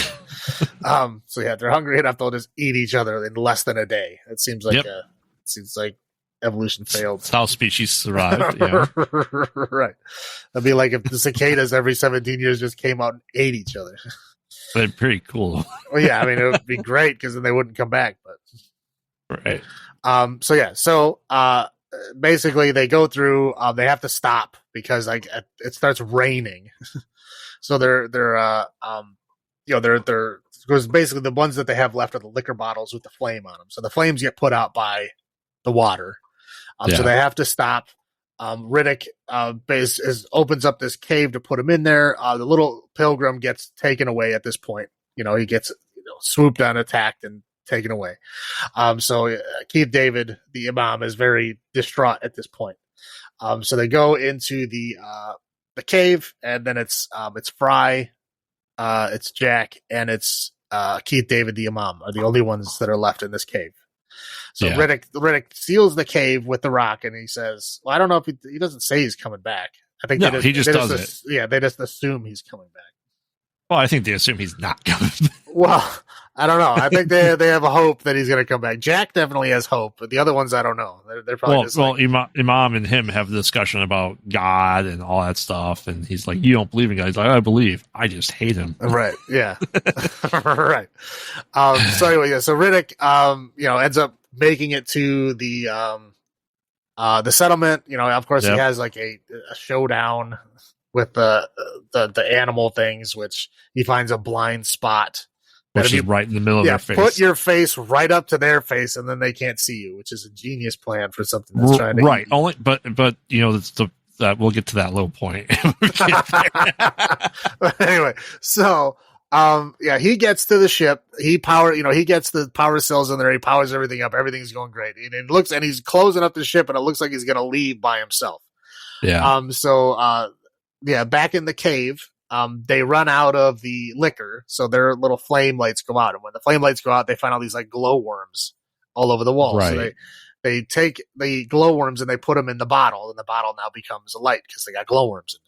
Which are very, very hard worms. Right. They look very, very soft. Like there's like planks when they drop them into there. Right. And it seems very hard when they're shoving them through the bottle. And you assume they would be squishy. Right, yeah. She somehow, Fry ends up like getting out of the cave from I think she goes up. Right, yeah. Like it's like a up. crack in the canyon wall. Right. So there's a crack in the canyon. Right, yeah. So, the Imam and Jack stay behind in the cave, even though they have their own light, but whatever. Yep. So she runs back to the camp, whatever. She gets to the ship. Riddick opens it up. He's like, hey, let's go. Like, you just come with me, and we'll just leave together. And she's like, no, I can't. She's like, breaking down, like, I have to go back and save him. I tried to kill him before. Now I'm like dedicated to saving them. And so Riddick is like trying to like force her into the ship. I don't know. They kind of keep his like intentions so vague that it's like you don't know if he's just fucking with her or if he really is. I mean, he is. Yeah. I mean, again, and later in these later movies, obviously that we will be going over, but they do show that he's like, a good guy at heart. He just an asshole. Would you die for them? Yeah. Right. He's just an asshole. And he's like, yes, I would. And he's like, all right, let's go get him. So he was just like fucking with her, trying to get her to say like, I made a mistake, now I'll die for them, I'm sorry, I tried to kill them earlier. And he's just like, all right, let's go. Yep. They go back to the cave, because he's got his flashlight back. They go back to the cave, they open it up, they pull out the Imam and Jack, and they're going back to the ship, and then something happens where Fry gets like separated from them and then gets essentially like attacked as they're trying to get back in the ship, and sacrifices herself until like she does indeed die to save everybody else. Yes. She gets stabbed and pulled away into the darkness. Right. So then, then it's Riddick, and the Imam and Jack are all in the ship. Everything's all sealed up. Then he's about to take off and then he shuts the ship down and they're all like, what are you doing? And he's like, we can't leave. And they're all like, what do you mean? He's like, without saying goodbye. And then he hits the engines and they all burn up all the things near him. And then he hits a whole bunch of them like on the way out, like they're rolling all over the windshield and shit. Yeah. And then they got out into space and then movie over. Oh, and you've got the Lenny line, what should we tell him happened to Riddick? Tell him Riddick died on the planet. Right. Like, well, what? There's 3 people in the ship. The ship is so small, there's nowhere for you to hide in here. What do you mean, say out you're dead? You're right there. Yeah. And you got the goofy glasses and the shine on your eyes. It's like, you can't hide. He tried to have one-liners. I feel like he wrote them himself. He had a lot, but it was like they were all written like in a capsule, like away from each other. That's why they all involve taking the glasses off or putting the glasses on, is because they were written like separately. Yeah. So like if you want a cool one-liner with a character that always wears glasses, you're either going to put them on or take them off, right? I mean, that's the David Caruso school of one-liners. Yes. Right? I mean, that's how you do it. You have to put them on or take them off. End of story. Yeah. So he's like, we'll just follow that rule. Exactly. Yeah. So, I mean, that part of it doesn't make sense. But yes, the movie is now over. All right. So, first thoughts for you on this movie when you first saw this. I'm assuming this is not your first time. No, I've seen this movie, I don't know, a lot of times. Right. But I watched it when it first came out. Again, it was in theaters? Like sci-fi. No, I did not see this one in theaters. Okay. Event Horizon, I did not see in theaters either. I'll clarify that. All right. Because at this point in time, I did not have enough money to go to theaters, but I did have video money, So I had video rental money. I did not have movie theater money. Fair. I rented it as soon as it came out, because, I'd seen the previews and, again, I knew it was sci-fi. I knew it was, horror adjacent. Yeah. There was Vin Diesel. I didn't really know at that time. I mean, did Fast and the Furious, I'm assuming, came out like around the same time, right? This came out in 2000. Right. Fast and Furious, has Fast and Furious been around for 20 years. I don't know. They're on like 12. I have no idea. Yeah. I have no idea how many of them there are, but I don't know how long it's been around. Fast and Furious came out the year after. Okay, as I was gonna say, I was pretty sure this was the first thing that I ever saw Vin Diesel in. And I liked it. I loved this movie when it came out. I mean, I was in that age range. You know, it was like what 2000. So this is just post high school. So I was like, what, like 20-ish? Yeah, something like that. I was still in that mindset where I enjoyed like goofy, cheesy one-liners. It's the stuff like that. So this was like right in the sweet spot when it came out. Like I loved this movie when it came out. Yeah. I thought it was fantastic. I showed a bunch of other people this movie. They didn't really feel the same energy that I felt.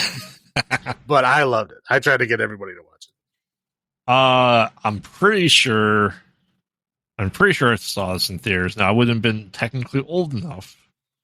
I think it's one of those things where my buddy worked at the movie theater at the time. This was one of the movies that we saw in theaters where we're like, hey, you're under 17. It's R. You work here, so you can go see whatever movie you want. Type deal. First thought, at that time, I thought, it was very sci-fi, horror-ish elements. There's other horror movies around this time frame that were heavily CGI creatures, and I thought it was pretty good for at that time. When I first thought, and when I met the wife, then like a year later, don't recall if she has seen this or not. But we know we watched it then, and we probably put it on. Probably every year or so, just as background noise more than anything else at this point. Okay. I think she just rewatched the entire trilogy this year, actually. So let me rewatch. Actually, it's a quadrilogy now. Well, live action trilogy. How about that? Okay, that's fair. Rewatch wise, though, on this rewatch, it was hard for me to sit through this. What? Yeah. This was one that was like, I have to keep myself awake to watch. I've seen it so many times. I feel. Well, yeah, probably more than anything else. I actually watched it on TV like a couple months ago, and then I rewatched it again this week. It's probably the one I've watched the most on this list. Yeah, that's definitely true. Which is weird. Yeah, I mean, Event Horizon and Pandorum I've seen quite a few times, but I know for a fact I've seen Pitch Black more. Yes, it's on TV more too. Yeah, it's like one of those like afternoon like cable movies. Right. Do you find anything? Do you still get the same enjoyment on your rewatches? I mean, obviously you're watching it on purpose a couple months ago, right? And this is just on TV. Yeah, no, I mean, I still love this movie. I think it's great. This is the kind of like cheesiness that I enjoy. It's not overly done. I mean, it's not like he's not like superhuman. Like he does get beaten by John several times. Yeah. So he's not like, a superhuman that can never be stopped or anything. Like he is injured and stopped a few times. So I don't know. I really like the character. I really like the movie. Okay. I mean, again, Chronicles of Riddick wasn't necessarily that great. I think that was basically like you give like a B movie director too much money, and I think John Carter. Yeah.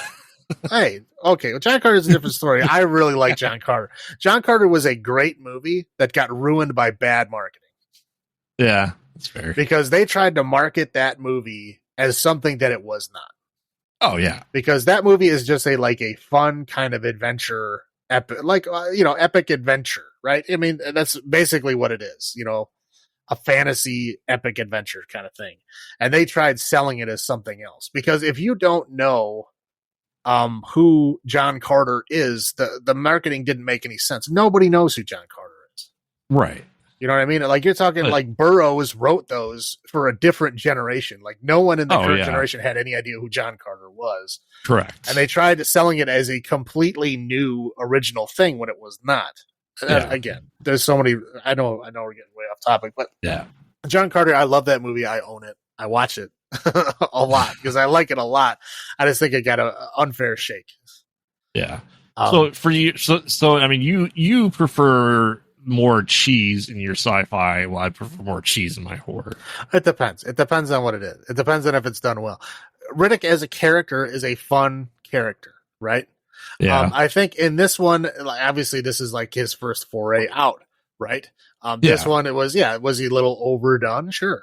I mean, that's there's no mistaking that it was a little overdone, but it's still fun. Chronicles of Riddick was like, okay, what happens if you overdo it to the extreme, right? Yeah, it's like, so now you have way too much money for a character it's a B movie character that you're giving like a AAA budget to, and you end up with Chronicles of Riddick. Who knows what the hell was going on there? Right. But then Riddick, the third one, it goes back to its roots, and it's a good movie. Oh, it's definitely grittier. Yeah, right. Chronicles of Riddick was like George Lucas took it over and built a Star Wars prequel environment for Riddick. Right. And I do like Pitch Black better than Riddick. Riddick is a contender for being the best of the series because it is more grounded. They go back to a normal Riddick adventure instead of the wacky, who knows what the hell the Chronicles of Riddick was. I don't know. I mean, Dark Fury was good. It was animation done by Peter Chung. Peter Chung he does a lot of cool stuff, like Aeon Flux and stuff. I mean, everybody's familiar with that style. He's done a lot of other things like Animatrix and all that kind of stuff. But so I mean, overall, I really like the character. This is an interesting start to it. I know we're not going to talk about the rest of it, but yeah, I like it. All right. So for you, what are your highlights of this movie? Highlights of this movie, I mean, have to be Riddick himself. I mean, just that he's the gritty anti-hero character, right? That tries very, very hard to be the asshole that doesn't give a shit about anyone, but but he kind of also relishes being needed. He kind of forces them to kind of grovel a little bit before he'll help them. What I think he was planning on helping them all along, but he's the convict with the heart of gold. Yeah, that's fair. Ish. That's fair. Yeah, ish. Highlights for me. Like I said, on rewatch, the planet itself. We obviously there's other things in here we discussed that are close to it around the same time from like Ghost of Mars, Red Planet. It just felt right in that line for me. It's definitely more sci-fi, but it's still horror enough for me to really to like it.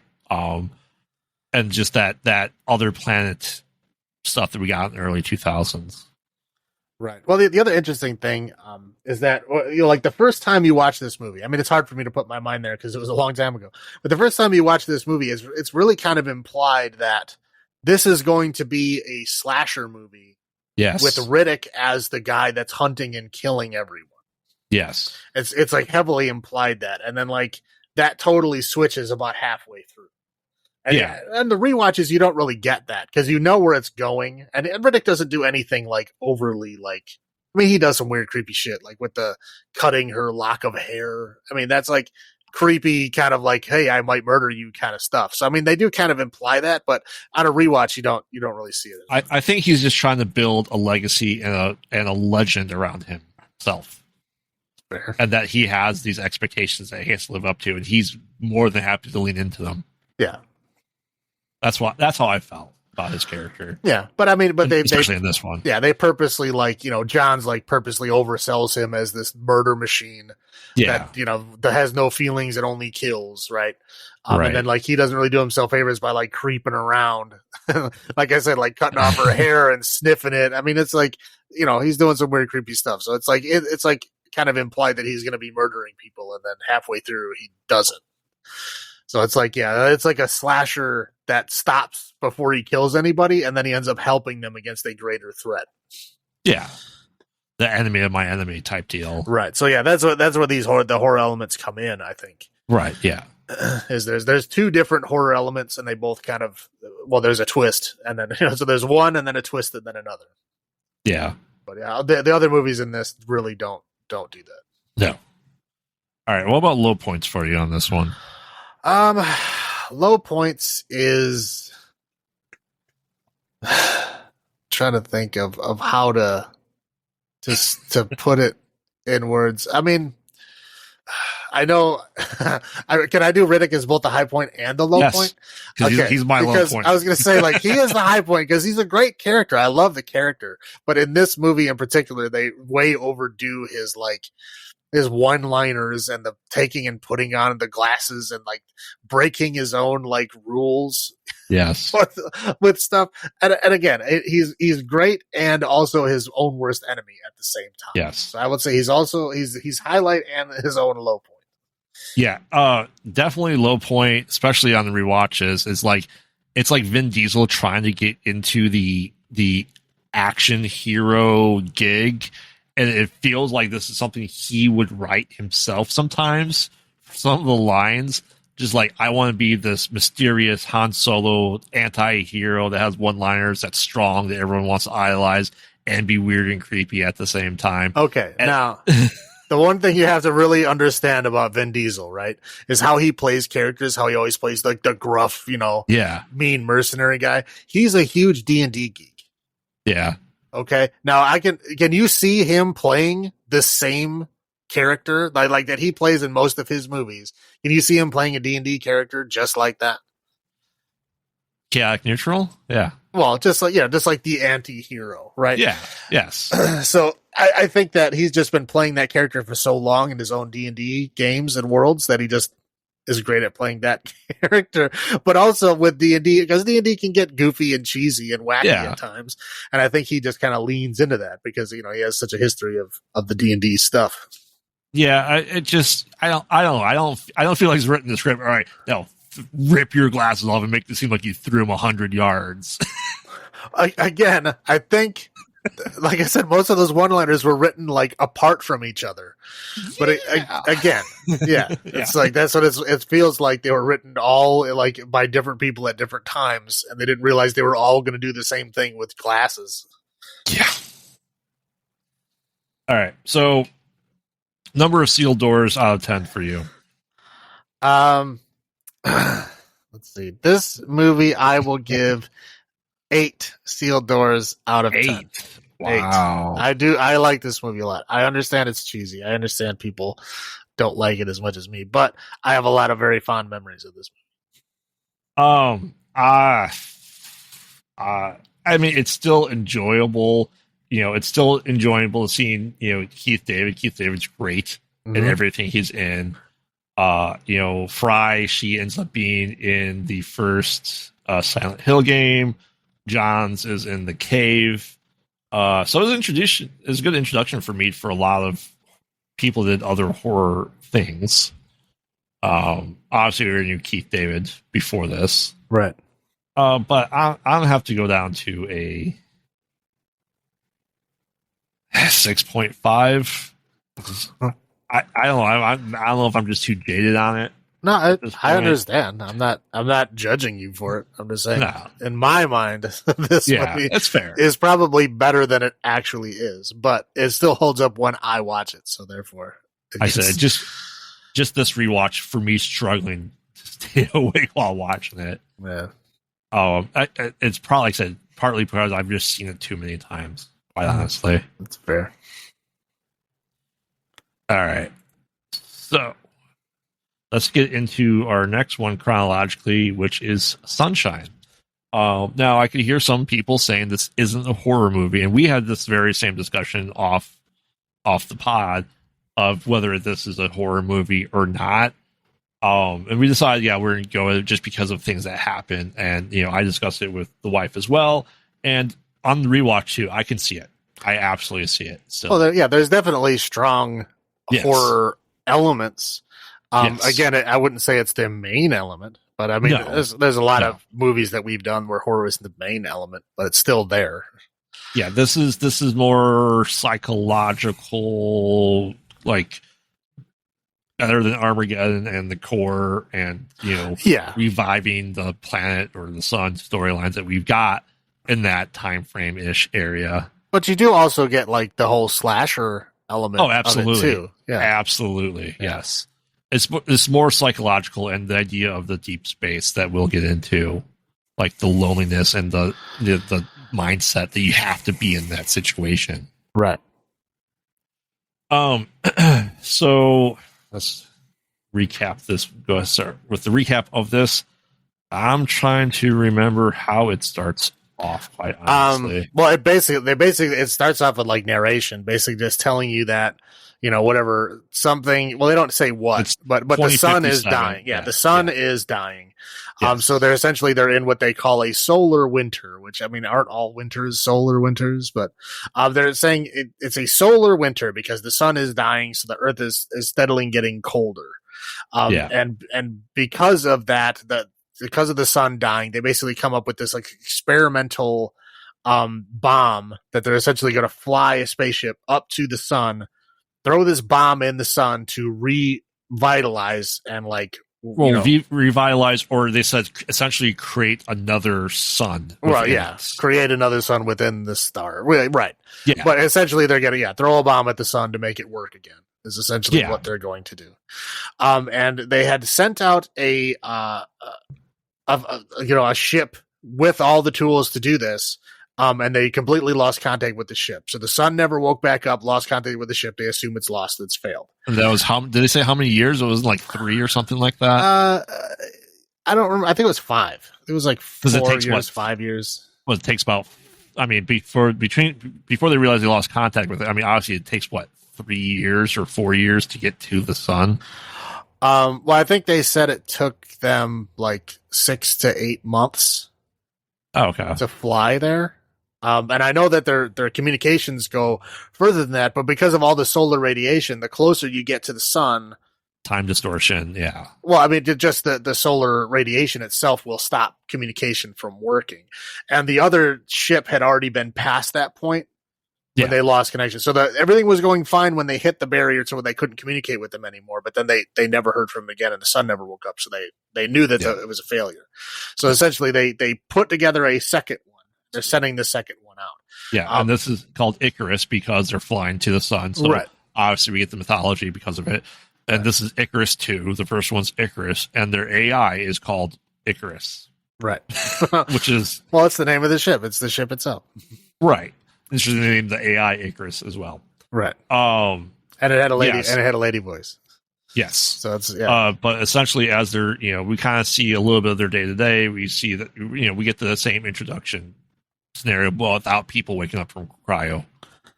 Essentially, right? Right. Yeah, they're just all like sitting around a dinner table, kind of, sort of like teasing each other and introducing the characters to us. Right. Yeah. We skip. There's no cryo because it's such a short time. Now, if it was 4 or 5 years, I could see them doing cryo, but because it's such a short trip, they do that. So we skip to the mess hall essentially.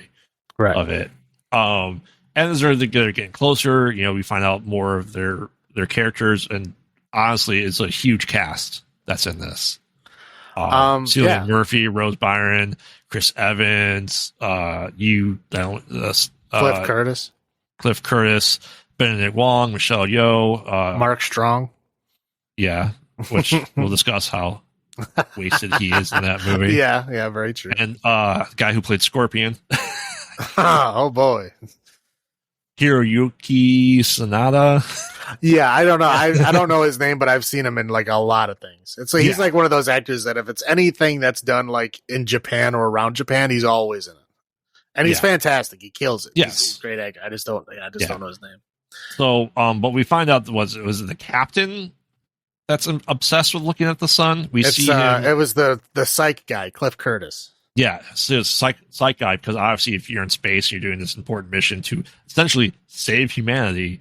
You need a psychological eye, which is a very smart thing that most things don't have in space. Well, yeah, because every movie has space madness in some way, shape, or form. Right. So this is the first movie they actually have someone ready to deal with space madness. Yeah, but he's obsessed with like looking directly at the sun, the glory of it. He's like, all right, what percentage am I seeing this? Like, you're seeing it at like 0.5%. Right. He's like, can I go up to 4? No, you can go to 3.1 for 30 seconds.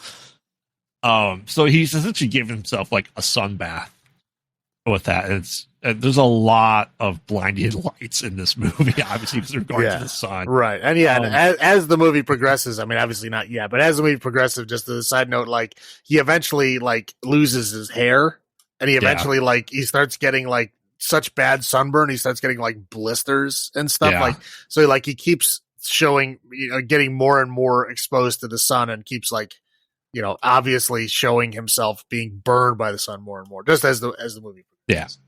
But they're talking about like, they're going past the sun. They're about to pass Mercury, right? And they're like, hey, this is the point. This is the dead zone where you have to send out your last transmissions before we head back, because you can't get past anything here. So Cillian Murphy is kind of, I'd call him the protagonist of this movie. He's sending stuff off, telling his sisters like, hey, if you see a really bright sunny day, just know that we did that, because it only takes 8 minutes for the light from the sun to reach Earth, before you hear back from us that this worked or not. And then, he's kind of like the last one before they go into that dead zone. So Chris Evans' character gets very upset. They fight. Then he decides, hey, I need to go see a psych person. And to help with his psych healing, he shaves his beard off and cuts his hair. Yep. As he did. So he looks like Chris Evans. Yeah. But they realize that they get the essentially an SOS, or the inkling of Icarus 1. Right. Yeah, because they're basically they're past the point where they can communicate with Earth, but they start picking up another distress signal. Right, which from Icarus. And so they have a pretty calm and rational discussion of, hey, this is the one payload we have, this is the last one we have, and this is a slim chance. We should get the other payload, so we have 2 chances at this. They're trying to figure out what makes the most sense. Right. Yeah, and they're pretty fair. They all give their arguments as to, like why they should go, why they shouldn't go. Some people are saying like, hey, there might be somebody still alive, and they're all kind of dismissing that by like, that's not the mission. The mission is to save humanity. Like, if there's a reason for us to go there that helps the mission, sure, but we can't just go there looking for survivors. It made more sense. I would agree with the argument is do the mission first, then come back and get these people. I mean, arguably, sure, yeah. Arguably, I mean idea. That's the idea that you'd want to do that. Like, do your mission first. The 7 people left alive that could be alive on there are less important than the rest of humanity. Right. Yeah, but they eventually they make the decision to go, not to look for survivors or anything like that. Yes, they make the decision to go, because they get the second payload, which gives them a double the chances of them being able to reawaken the sun. So they decide to go. Last attempt, Right. They decide to go not because right of humans. Right. Not because they were going to save anybody or find out what happened or anything like that, but because this helps their mission overall. Yeah.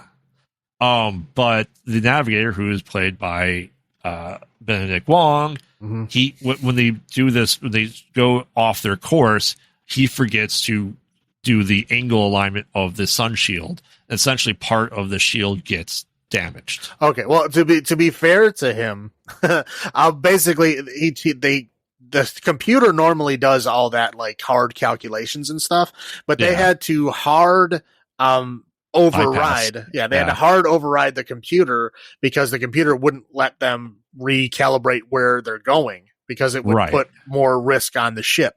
So he couldn't. So he had to override the ship and then do all that math himself. To be fair, he did have a lot of stuff to do, and he forgot one little thing, what ended up being a very big thing. But he did a lot of shit on his own before he got to that one mistake.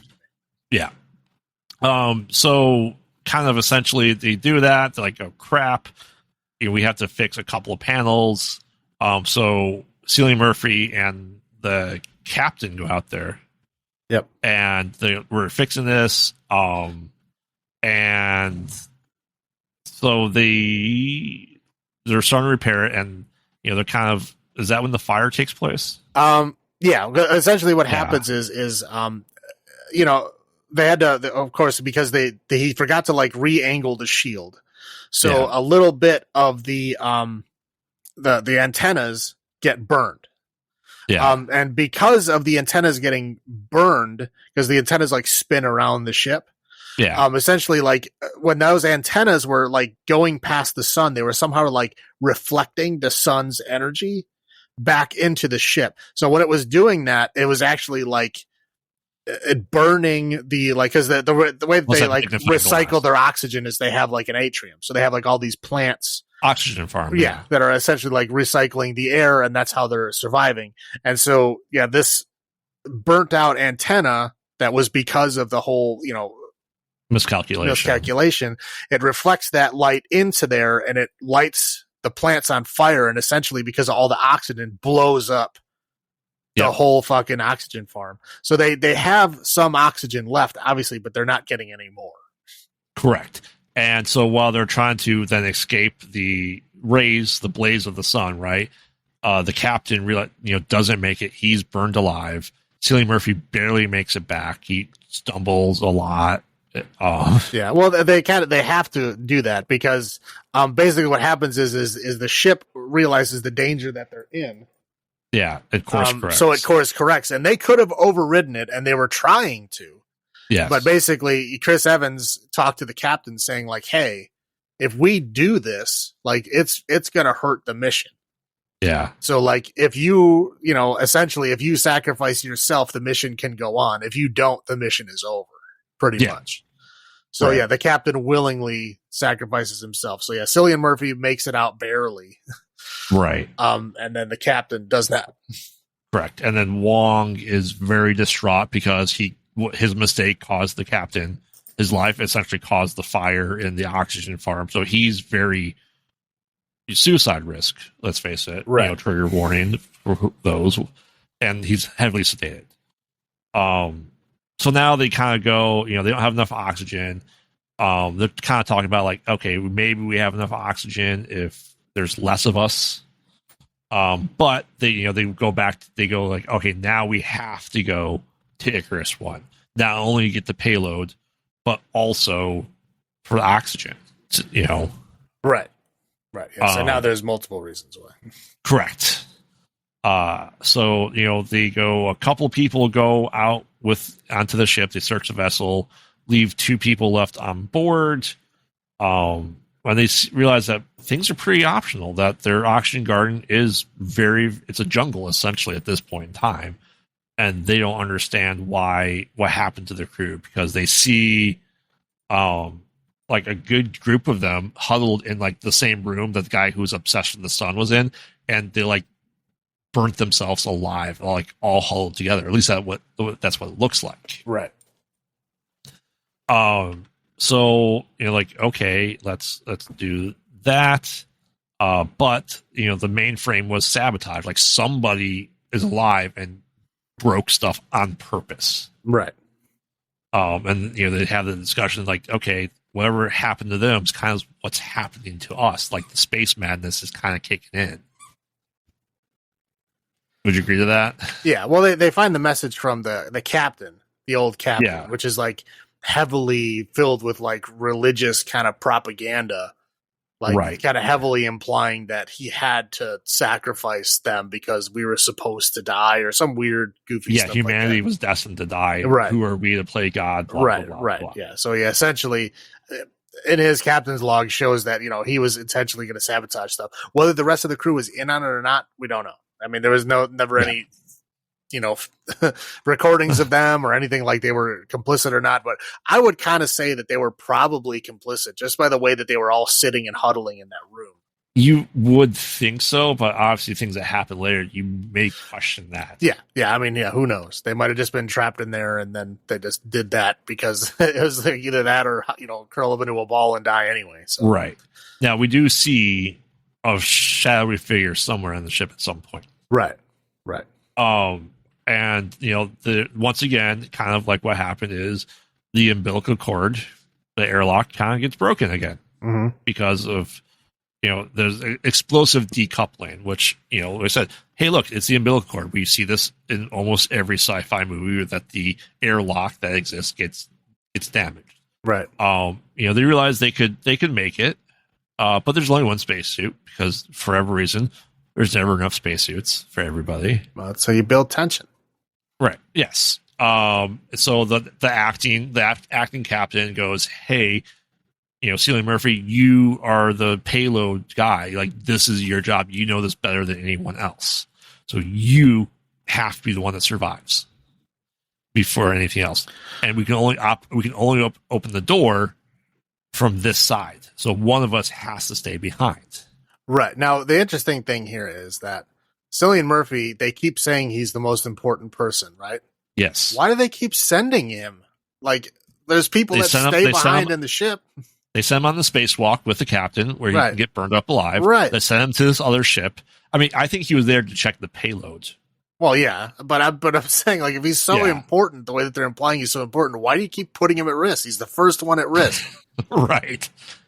Yeah, because he falls a lot. Yes, he does. the new captain who was obsessed with the sun is like, hey, I'm staying behind. And then they start, Chris Evans and the other guy, I don't remember his name, start wrapping themselves up in like anything that could protect themselves, from the vacuum of space, like space blankets. Space blankets, essentially. So like, hey, you guys can do it. You just have to essentially shoot for the airlock in space. Right. And protect yourself as much as possible. So another person, the next captain, obviously sacrifices himself.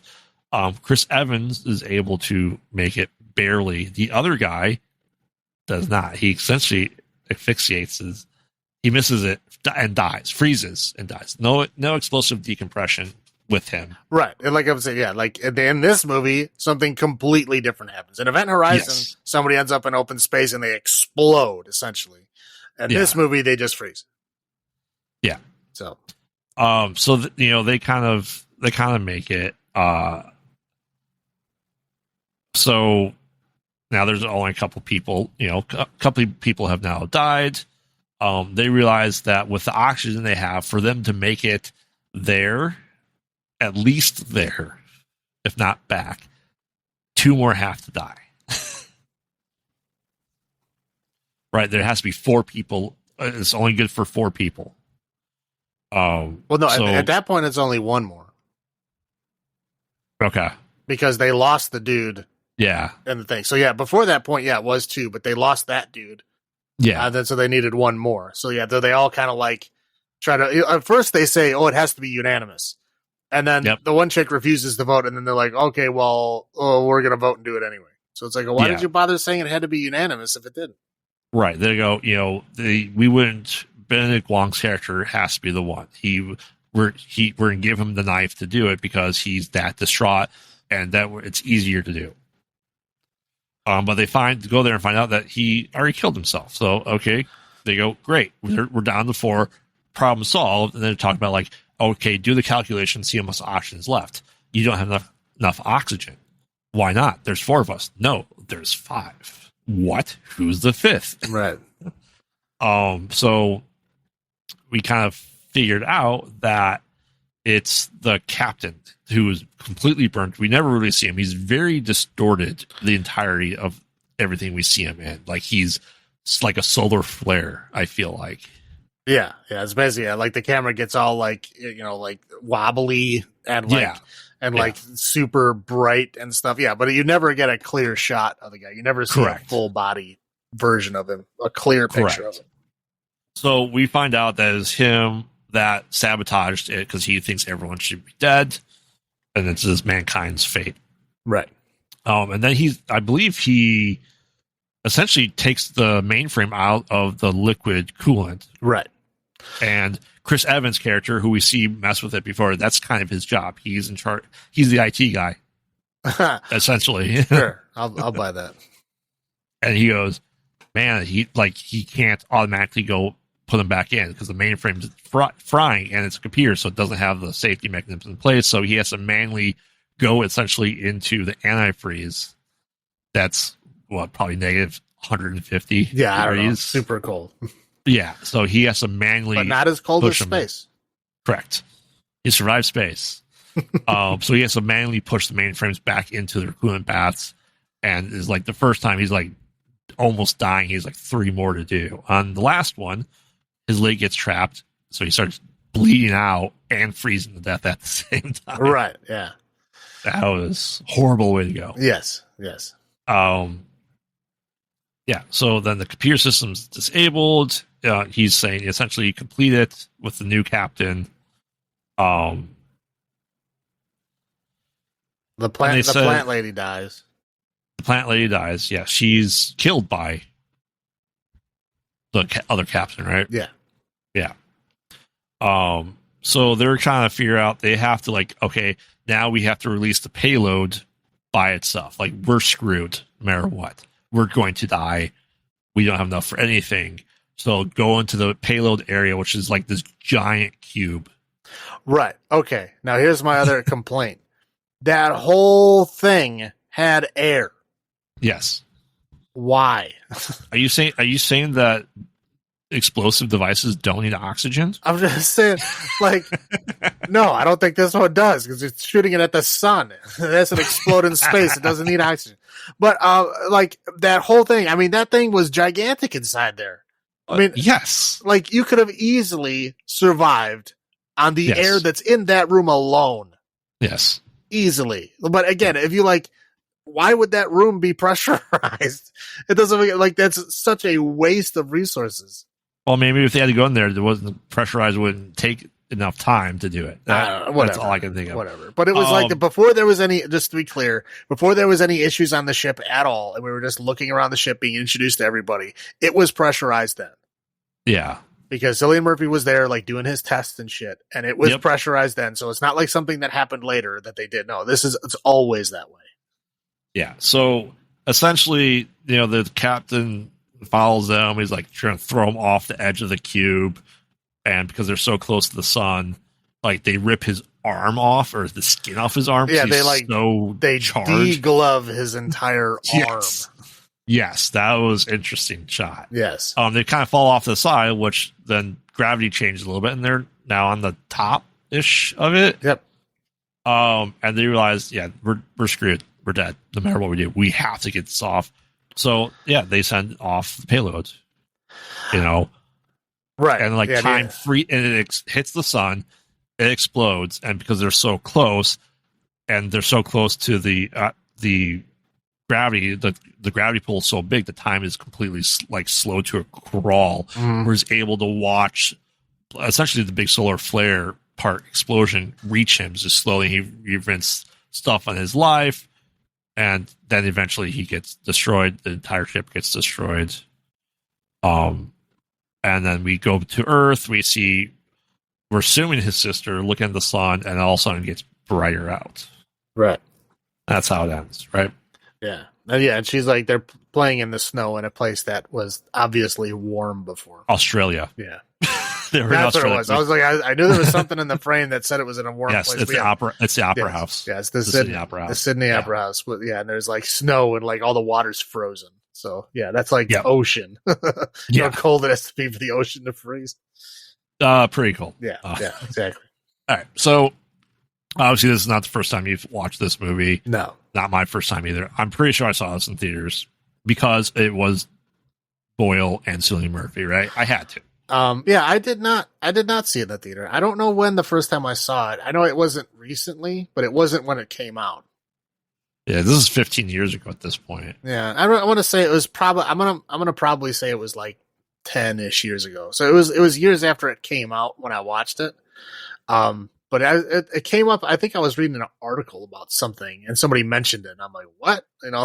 Like a space movie by Danny Boyle? I never heard of it." So it was. Yeah, I watched it immediately at that point. But I did not watch it when it came out. Like I said, first thoughts, it was better than any other previous world-ending thing, like Armageddon or especially the Core.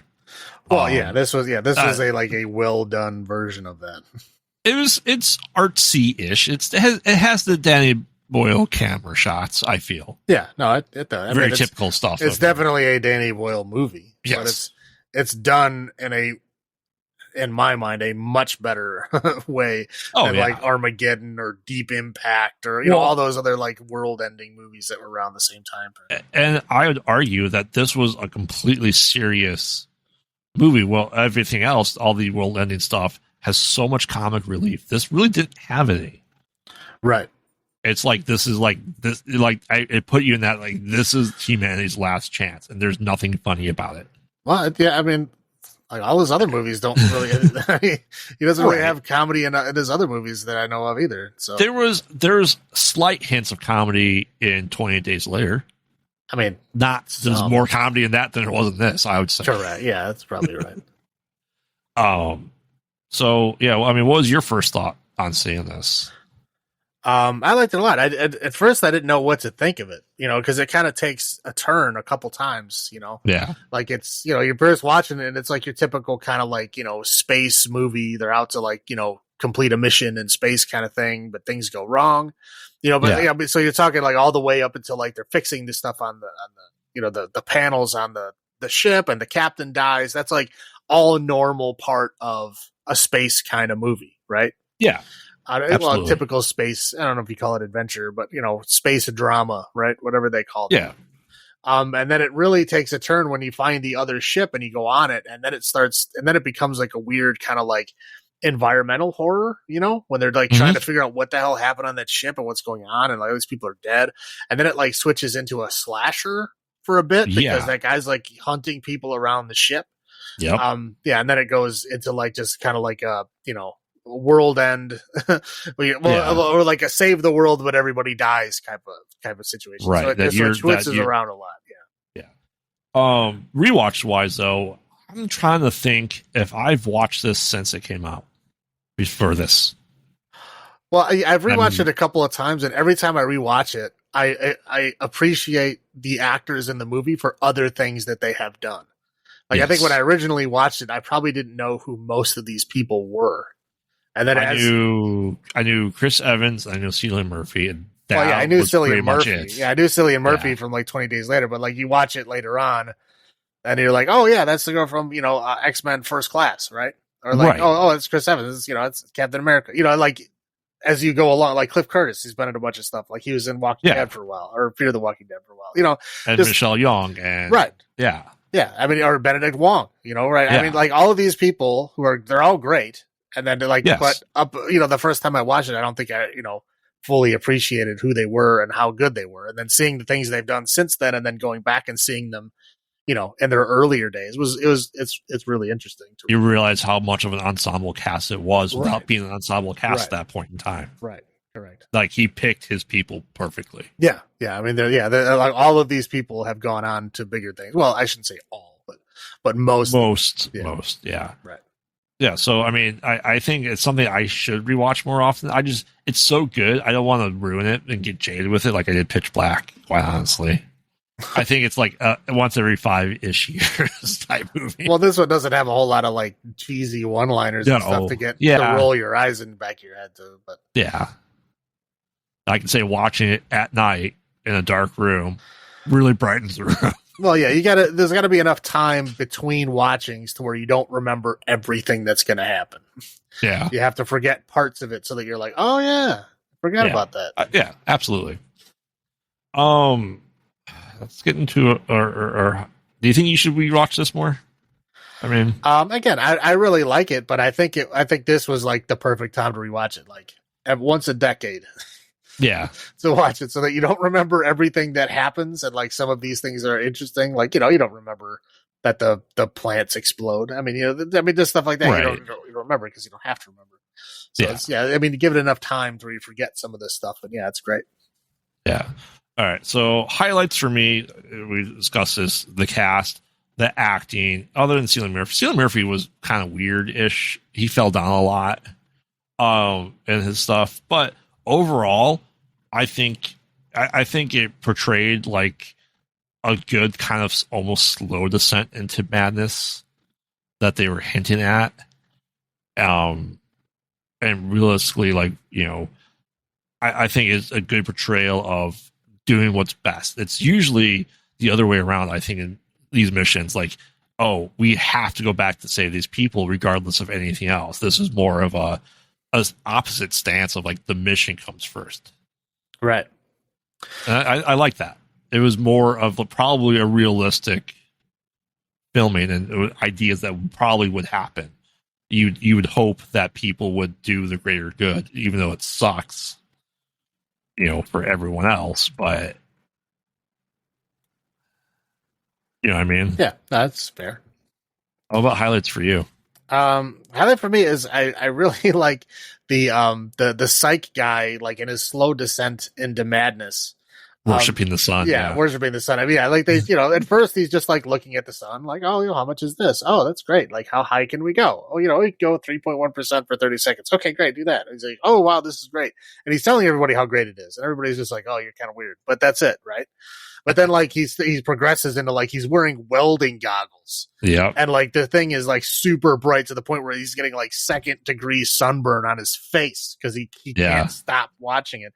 And he like cuts off all of his hair so that he can appreciate the sun more. And like just weird stuff. And and like when the captain is dying, right? What is he saying the whole time? What do you see? What do you see? Tell me what you see. Tell me what it's like. Like he wants to know what it's like because like he wants to be there. He wants to like become the sun or whatever it is. I mean, it is the interesting part of it that he just kind of sacrifices himself and stays back on that ship. So like obviously it didn't like kill his ability like quite how like the other crew or at least that captain became like obsessed with the sun, but he also decided to murder everybody. So he kind of did the opposite. So where like he didn't murder everybody, he saved everybody using. But you feel like he was going. But you feel like he was going down that same path, though. There's hinted at that's kind of what. Obviously, well, he was going into a similar path, right? Like the sun was definitely affecting his mind, but it was affecting him in a slightly different way. He was being obsessed with the sun, but instead of being obsessed to the point where like, oh, I will kill people for the sun, he's like, I will save everybody for the sun. Do you think he would gotten that point if he kept it up to the point he was as badly burnt as the other captain? I don't know. I mean, maybe, but I don't think he would have necessarily hurt other people in the process of. Yeah, he seemed more of a pacifist. Well, he also seemed like he was genuinely trying to help people. He was the psych dude. So even when he had his sunburn on his face, he was still genuinely trying to help people. Yeah. So I think that the captain probably was going down he was probably at that point, he was probably starting to be a lot colder. And probably, going into like religious sermons about should we even be doing this? Should we let God kill us anyway? And people are like, what the hell? Yeah. I think that it's the same, kind of like the sun affecting your mind, but I think they went down two different forks in that road. That's fair. But ultimately, he kills himself by, just getting the full blast of the sun and just burning up. Yeah. But I thought that was a really cool arc. Yeah. Low point for me is they didn't utilize Mark Strong well. Yeah, they barely used like I had to look it up. I'm like, you have no idea that's Mark Strong. Well, I know his voice. I can literally hear Mark Strong's voice and know it's him. But I mean, for most people though. Oh yeah, no, I know Mark Strong and things, but like overall, like I'm like, I know it's somebody. Like who is? I was Mark Strong. I'm like, oh, because it's so, and the glitchiness to him was off-putting. I didn't like that part. It was almost like the glitch from that VHS short with in the woods. Like you couldn't stare at it, and I guess that's kind of the point is you couldn't stare at it. But that I think that would overboard on the effects where you couldn't even see him. Now they probably did it to get the rating they got instead of seeing this horribly burnt up guy that. Surprisingly, still had eyeballs. I mean, I like that though. I mean, because in some movies, they're just like when the monster appears, they just like show the monster in full view. Yeah, and I think it takes a lot away from the movie. Like in the original Alien, they originally had a scene in the movie where you see the full alien. Yeah, like he like slowly drops from the ceiling, like fully stands up, and then like walks. Like, and again, they cut it out of the movie because they felt it like it really took away from a lot of that fear because then you saw exactly what it looked like and it wasn't just like flashes, fear of the unknown. Right. I mean, obviously you get to see it at the end, but by that point, most of the thrill is over. Well, yeah. Well, the horror aspects are now just survival at that point. Right. Low points. Yeah. Go ahead. I'll say, continue your thought, then go into your low points. Okay. My low point for this movie is going to be just that gigantic stadium-sized payload air bubble, right? Yeah. I mean, there's so much air in there. I mean, that air could have kept them going all the way to the sun and back, probably. I mean, there was a gigantic space of air there. Oh, easily. And And then they just kept saying like, "Oh yeah, we don't have enough air. We don't have enough air." But then you like they walk in the payload, and still at the end of the movie, they're walking in the payload, and there's just like so far the distance is like black, like you can't even see the wall. Yeah. It's like that's how huge this place is, and it's all pressurized. Yep. I don't know why you would ever do that, but that to me is just a giant plot hole. Like, why didn't everybody just go stay in the payload room?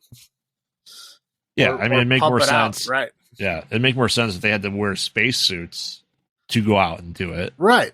Yeah, I was just kind of like shocked that he didn't. And there's the couple of times that went there. Like I said, even before the issue happened, he was still there. He was still in there, like, doing tests and stuff, like nothing was wrong, looking far off into the horizon distance with no walls in sight, and it's all pressurized with air.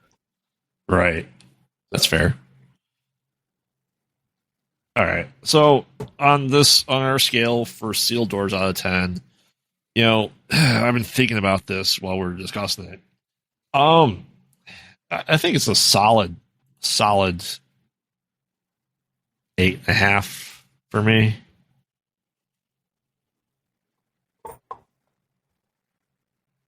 I like Event Horizon more, but this is still a pretty damn good movie.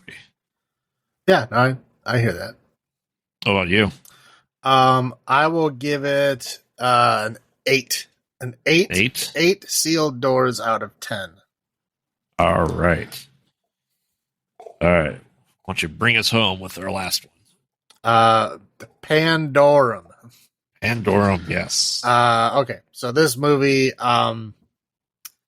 opens up with a little kind of vignette where they show like kind of like what like where the planet's at like certain points in history. Like they show like 1969. First man lands on the moon, and it was like something like 4 billion people on Earth, whatever.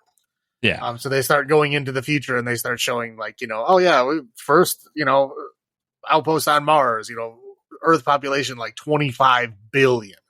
Yes. So they're showing that like population is out of control, and basically they still show that like the huge war breaks out to fight over the last resources on Earth because they haven't found another place to colonize and live at this point. So they're all fighting over whatever's left on Earth.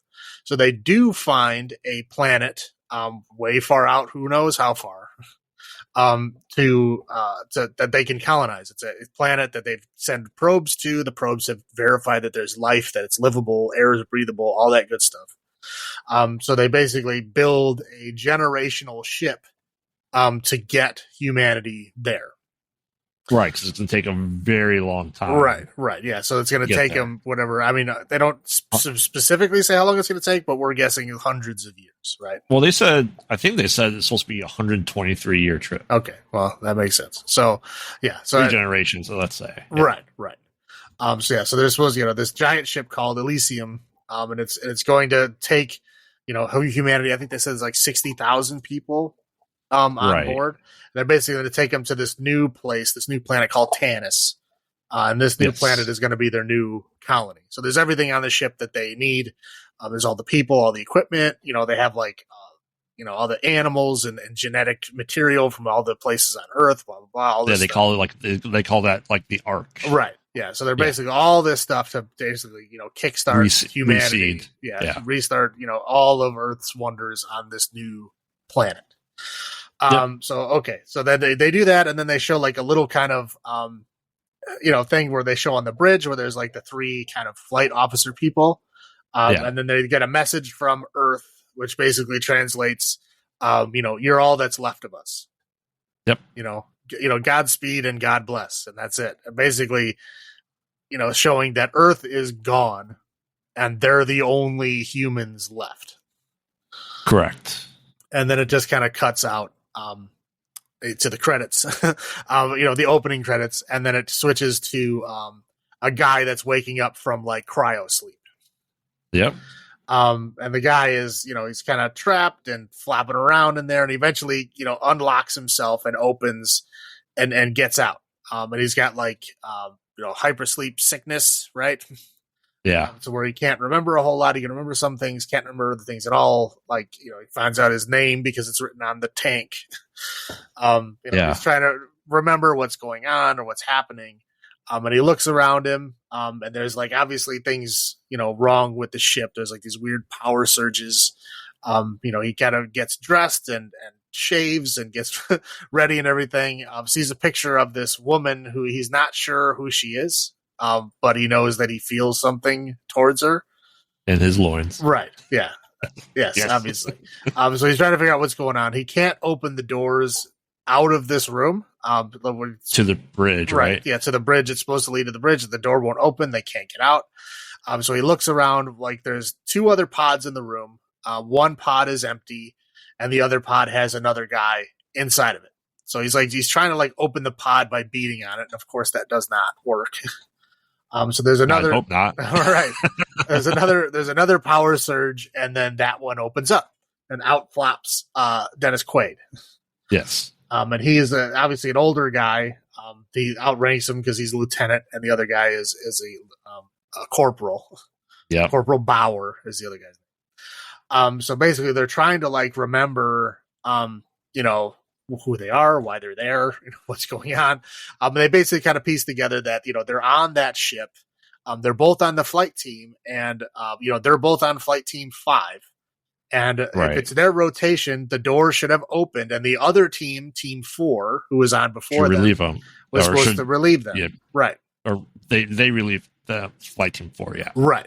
But they should have woken them up. Right. They should have woken them up. They should have been there. And their terms, I think they said, are 2 years.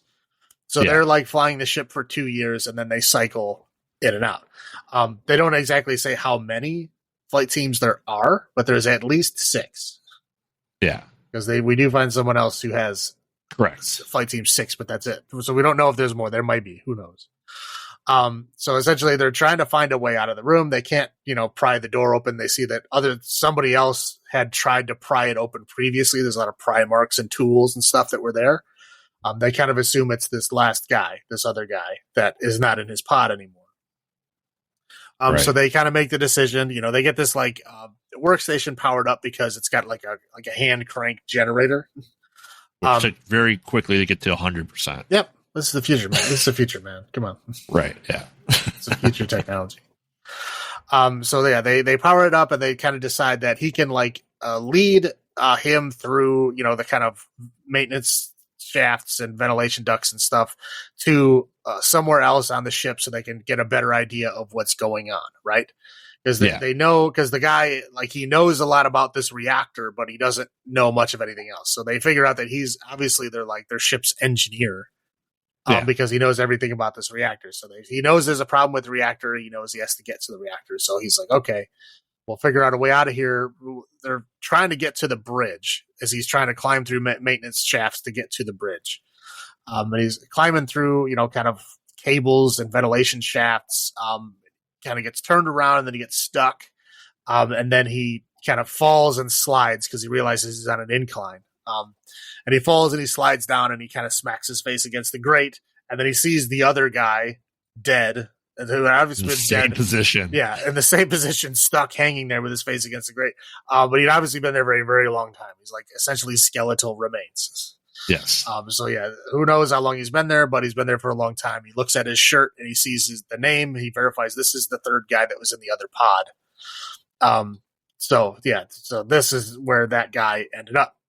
So he ends up being able to get out of he opens up the grate and he falls down, and now he's in like some kind of storage room. Yeah. So yeah, he talks to the lieutenant. He says, yeah, okay, I got through. I'm in some kind of storage room. I don't know where I am. And so he's trying to like route him another direction in. And then he goes out in the hallway, and he sees like a figure run by. And so he kind of runs, chasing this figure, like, hey, or no, when he comes out, she's trying to open up a door. Yes. Because it's obviously a woman. I said she. So as a woman, she's trying to pry open a door. Once he sees her, she takes off. He's chasing her, and he's like, I don't care if you're trying to steal anything. I just want to know what's going on in the ship, Just obviously, stuff isn't working right. So she runs around a couple corners. He chases her, and he sees her standing at the end of the hallway. And he's like, okay, well, what's going on? You need to talk to me. And she's, not answering, not saying anything, kind of, hidden in shadows. And as he's getting closer, he realizes it's not her. it's somebody else. And this somebody else is like hanging from the ceiling in like some kind of like snare trap. Yeah. And this guy is like been gutted, like, you know, his guts are like hanging out, and he's been dead for a while. Not skeletal remains a while, but I mean he's obviously pale. He's been dead probably a couple days at least. Right. So, you know, he's like trying to figure out what's going on here. And then he sees lights coming from the end of the hallway. And so he's kind of moving away from the lights, and he ends up seeing the woman again. They have like a quick little fight. And, you know, or no, that's when they see the light. They have the quick little fight, and then once the light happens, she disappears. And then he moves towards the light, and he sees like essentially like monsters. Oh yeah, very creatures. Right. Yeah, they're like they have like cutting torch spears, and they're obviously like, I mean, they're humanoid, but they're like messed up looking. They look like, you know, Mad Max type Raider people, right? Yeah, but like alien versions of Mad Max Raider people with cutting torch spears. So he kind of realizes immediately that they mean to do him harm. So he's like running and trying to get away. And he manages to hide and kind of get away from him for a little bit. And then he goes back out to a different hallway, and he walks down, and he sees again another person hanging from a snare trap in the ceiling. You know, so he's like, I think I'm having deja vu. I think I've seen this before. But he gets closer and he realizes, no, this is a different guy. You know, this guy isn't gutted. And he frees him, and the guy's like freaking out. And he realizes this guy is from another flight team. He escaped to here too. He doesn't know what's going on at all. He just knows that you need to stay away from those monsters. From them. Yes. And this is a baby Norman Reedus. Yeah. Well, this is, I don't remember seeing him in anything before this. I'm sure he was. But I don't recall him in anything else. Yeah, either. so I didn't know who Norman Reedus was the first time I watched this, but I mean, obviously I know who he is now. So he kind of runs, and he's like, you know, you need to get away. So he's like, he runs with them. They're, you know, getting chased again. Norman Reedus like tries to duck and hide under like a platform type thing.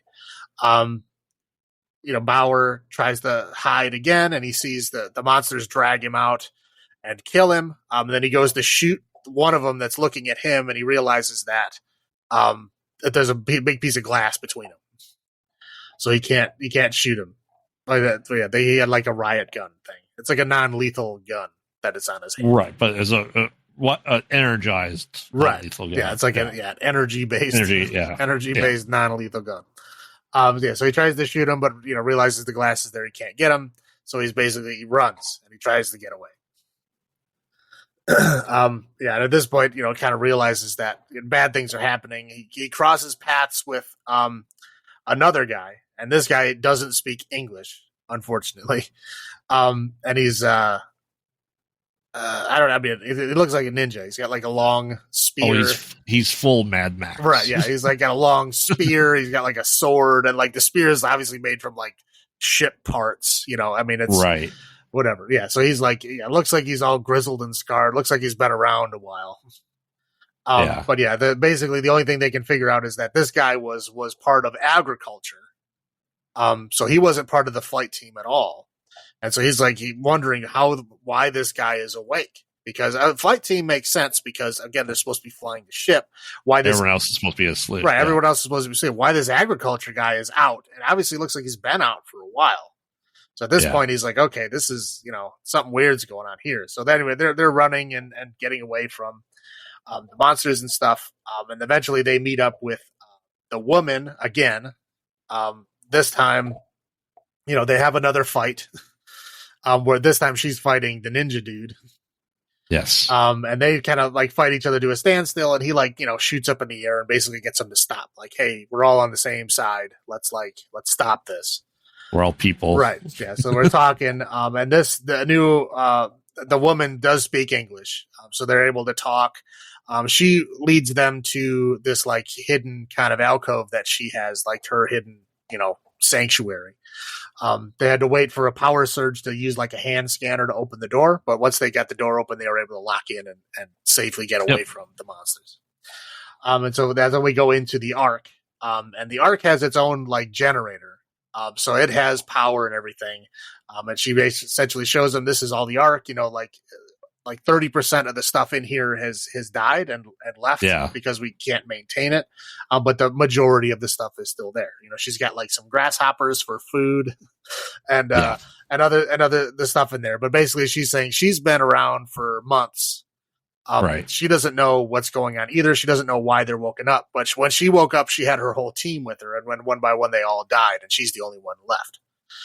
They were all hunted by those things. Yeah. So they eventually figured out, okay, well, I have to get to the reactor because whatever else is going on, this reactor is going to blow up, right? So I have to get to the reactor. You need to help me get there. So they decide to keep moving through the ship to try to get to the reactor. They end up going through like another area where it's like a bunch of pods for all these people, that are being kept in cryosleep are stored. And you see like a lot of them are empty. A lot of them look like they've been broken open. A lot of them look like they're just there. There are some people still in them, but probably the majority of them are empty. Right. And they're basically saying that this is their hunting ground. Like this is where those creatures come to hunt. They wait for people to wake up and then they eat them. Right. They wait for the power surge to open it up. Yeah. And then they eat them. So essentially, they're in there. The creatures end up showing up. There's like, standoffs. They're fighting one. I think they end up killing one, but then there's a whole bunch more. Right. Very, very similar. Like, we took a team of us to defeat one. They look over their shoulder and there's rest. Right. Yeah. There's like fights. They end up like hiding in like their little poop hole thing for a while. And then, they end up fighting their way out of there and they get into, like kind of a place where they can, close the door behind them and lock themselves in, and they're in kind of like a cylinder area. It looks like a silo almost. Right, yeah, and they realize that there's another guy in there with them. He speaks English, but he's obviously a little like unhinged or something. Just a tad. Right, yeah, so they're all kind of trapped in, the bottom part of the silo. There's no way up to the edge. The other guy is standing on like a catwalk that surrounds it. He's like, trying to like be friends with him. He's like, trying to give him like some food that he made out of I'm a cook. motor oil. Yeah. He's like motor oil base for food. I don't know how you can eat that, but whatever. He's kind of talking to him, and as they're talking, realizes this guy's been awake for a long time. Like, he doesn't even know how long, but he knows a long time, and he knows what's happened on the ship. And so like, they kind of ask him, and he kind of goes over the narrative of like, yeah, the guy, the flight team that was on the deck when Earth, basically showed that it was destroyed. Like one guy went crazy and killed the other two. Pandorum. Right. Yeah. Pandorum is the sickness that you get from space. It's basically space madness. Yes. So he got space madness because, the stress from Earth being destroyed was just enough to put him over the edge, and he killed the other two flight officers. And then essentially made himself the king of the ship. And he started like waking people up and like, I guess essentially like controlling them or forcing them to like, worship him as a god almost. It seems like that's what it was, right? Yeah, he had all this painted on the walls of the silo. Right. So yeah, and then it was like, after a while, like people didn't agree with what he was doing, so he essentially like banished him to like the bowels of the ship and wouldn't let him up to different areas. Blah blah blah. There's all kinds of weird stuff going on. Eventually, the guy got tired of being the king, and then he went back to sleep. Yes. And after he went back to sleep, the ship just like kept going. So there's some people that were banished, some people that were hidden. Blah, blah, blah, whatever. And at this point, they all pass out because they realize they're being drugged or gassed. Gassed, yeah. Yeah, so they wake up and they're now hanging upside down. And the crazy cook guy is, essentially, ready to cook them. He lured them in, essentially. Yeah. So, like, the one, the woman, Nadia is her name. She starts talking, back to him. He doesn't like that, so he stabs her. Yep. But the other Bauer ends up convincing him, like, hey, you've seen all these power surges and stuff. Like, that means the reactor is going to go critical. And he's like, well, like when? How long? He's like, I don't know, an hour. So he's like, things are going to go very badly. you're a survivalist. Yeah. You have to. Yeah, If so, you like- don't let me do this, you're gonna die. Yeah, so like you can kill us, but you're not even gonna have enough time to cook us by the time this ship blows up. Right. So he goes, okay. So they convince him to help. I mean, obviously he's like very wary about them, which, to be fair, they should Right. be wary of each other. And then they go off to go look at the reactor. And at this point, he is able to contact his lieutenant, but that's based on, because I think that the cook guy had a radio of some kind. So he's finally able to contact his lieutenant again. So he talks to him, and he ends up, telling them how to get to the reactor from where they are, because they're like, he's apparently on the other side of the ship from when he talked to him last. So how'd you get there? Right. Yeah. And so they decide to get on there. And then after that, then the lieutenant, it finds essentially, keeps hearing noises and stuff of things, moving around, and he can't find it. And then eventually, like a young guy comes like falling out of like the wires and hole in the ceiling. Yeah, very very greasy man. Yeah, he's very greasy and very naked. Yeah. And so he pulls him out, and the guy's like, he doesn't realize, he doesn't remember what's going on either. He just knows he needs help. So it's like, again, he like, he kind of helps him clean himself off and like, I guess like steady himself a little bit. But they don't trust each other at all. I mean, and it's because the one guy seems very unstable. And the lieutenant is like, seems like he's like, I don't know, he's starting to like get shaky and weird and like, not himself. Yeah.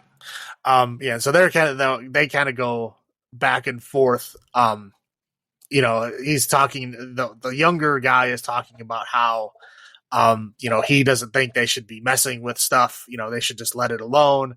You shouldn't be, meddling and, all this other kind of stuff. And again, they're all kind of being weirdly standoffish.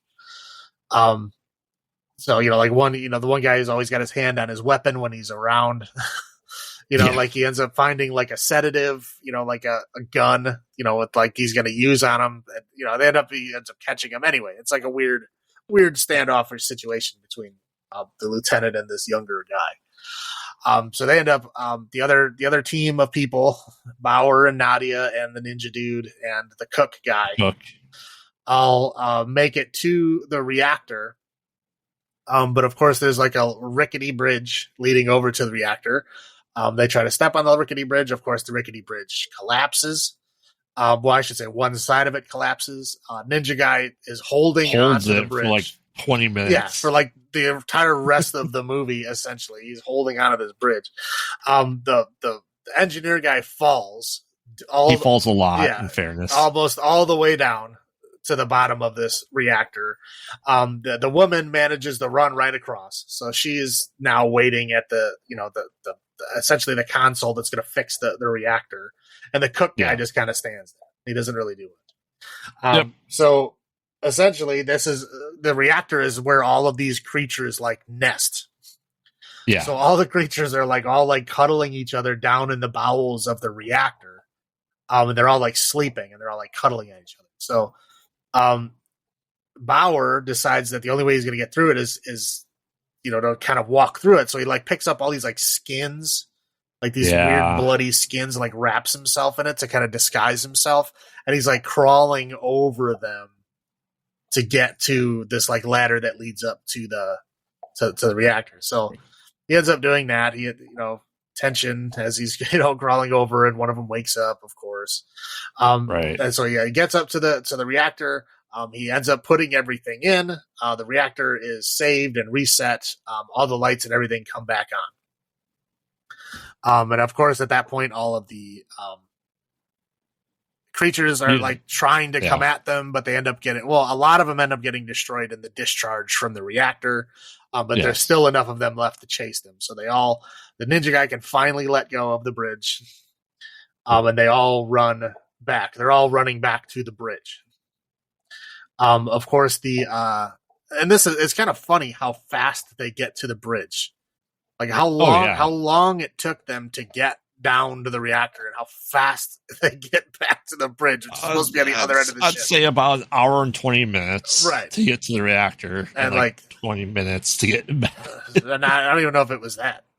Yeah. But anyway, so yeah, so the cook dude, he ends up running way ahead of them because he left before they were even done with the reactor. Once he realized that the reactor was good, he took off. He's running towards the bridge. So he's running towards the bridge. Ninja guy ends up doing a last stand type thing to make sure that they With the leader. So they can escape. So Nadia and Bauer can escape. And he does get killed, but he ends up killing the leader at the same time. Then he ends up getting killed by one of their children. That he refuses to kill. Right, that he refused to kill because it was a child, but then it's a murder child.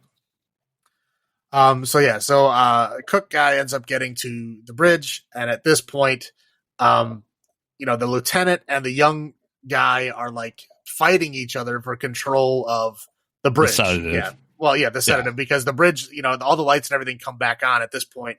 They realize they can get back into the bridge. So now they're like fighting each other because, they don't, both of them don't want to let the other one control, the bridge. Well, also, the young guy does it also like, you don't want to go in there. Right.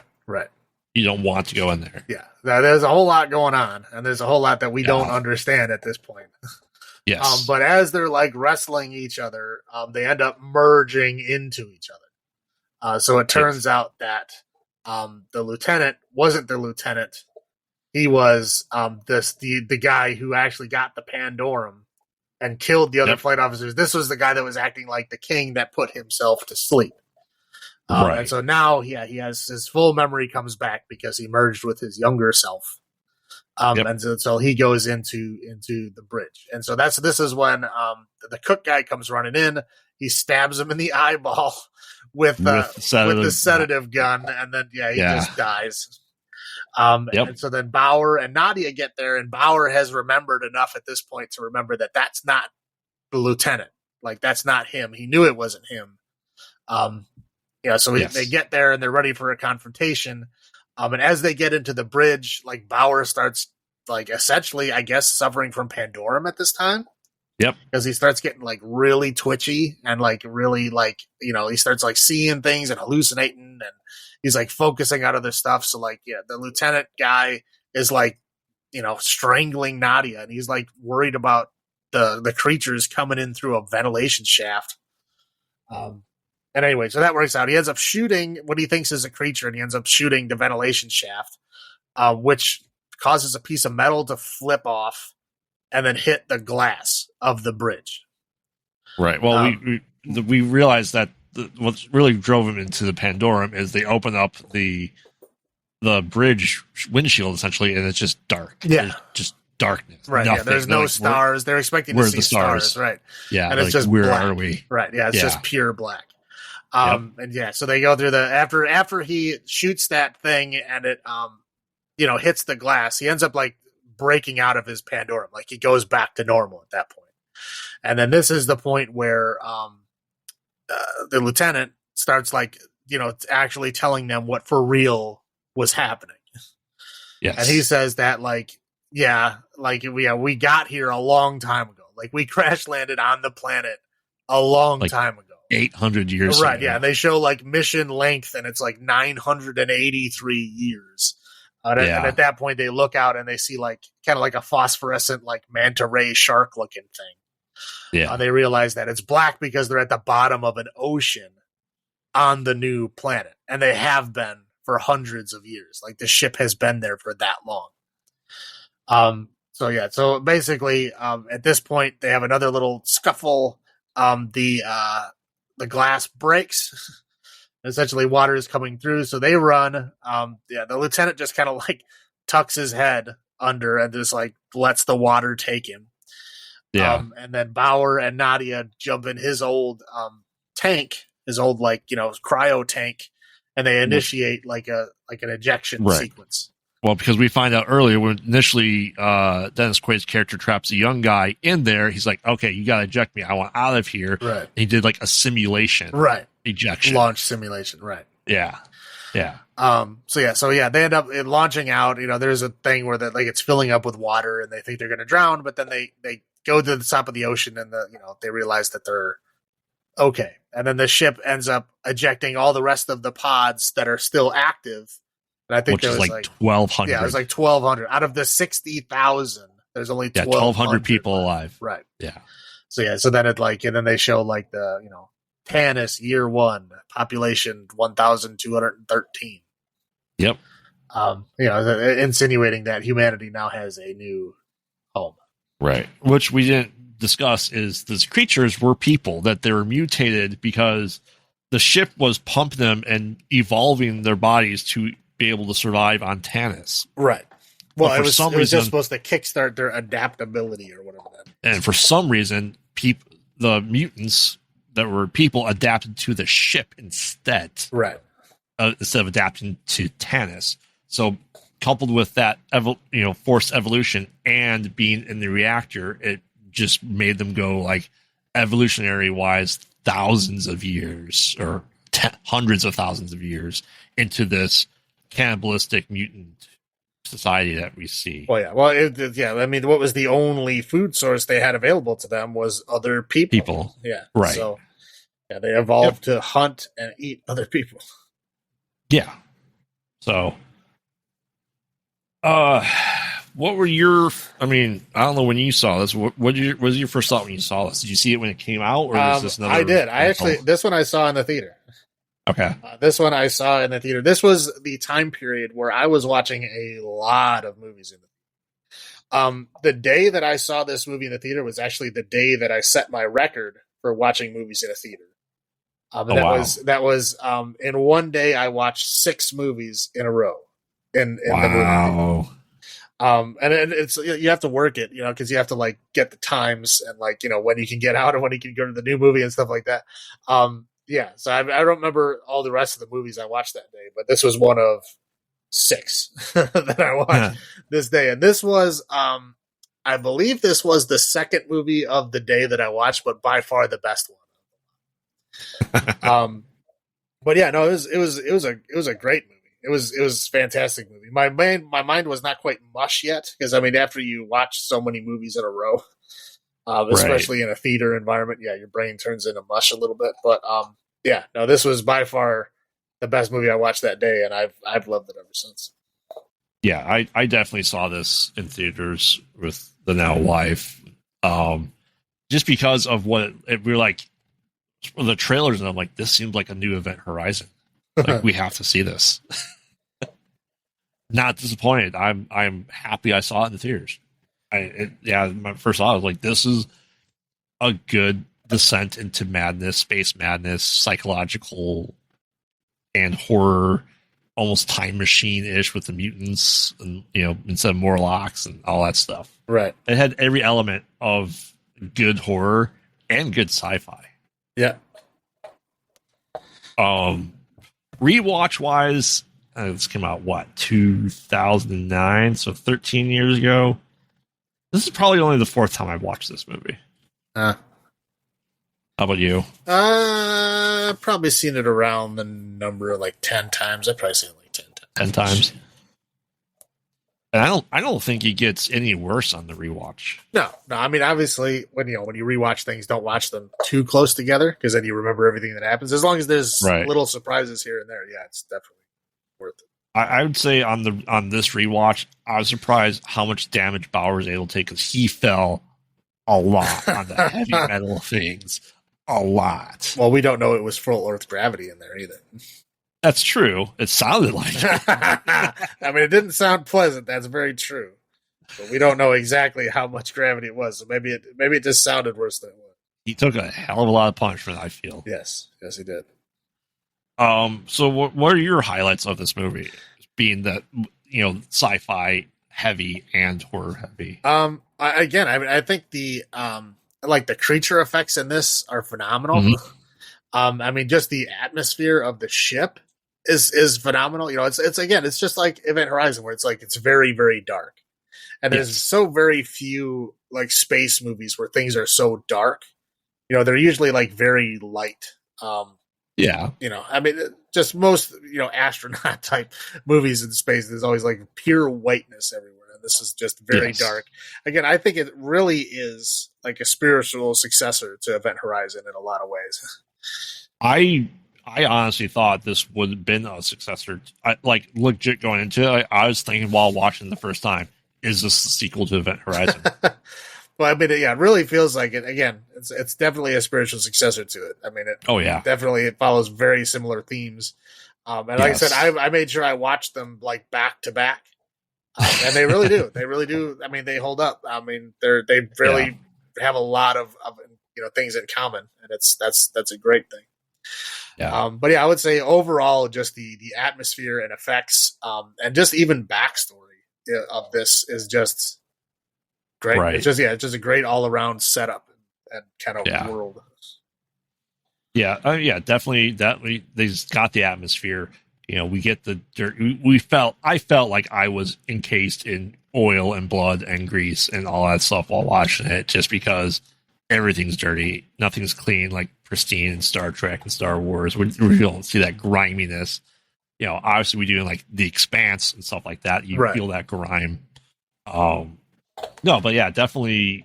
I don't think that Bauer is necessarily that guy's a good actor, nor do I think Dennis Quaid's necessarily a good actor. What? Right. But yeah, I mean, it was a good twist that you really didn't see coming.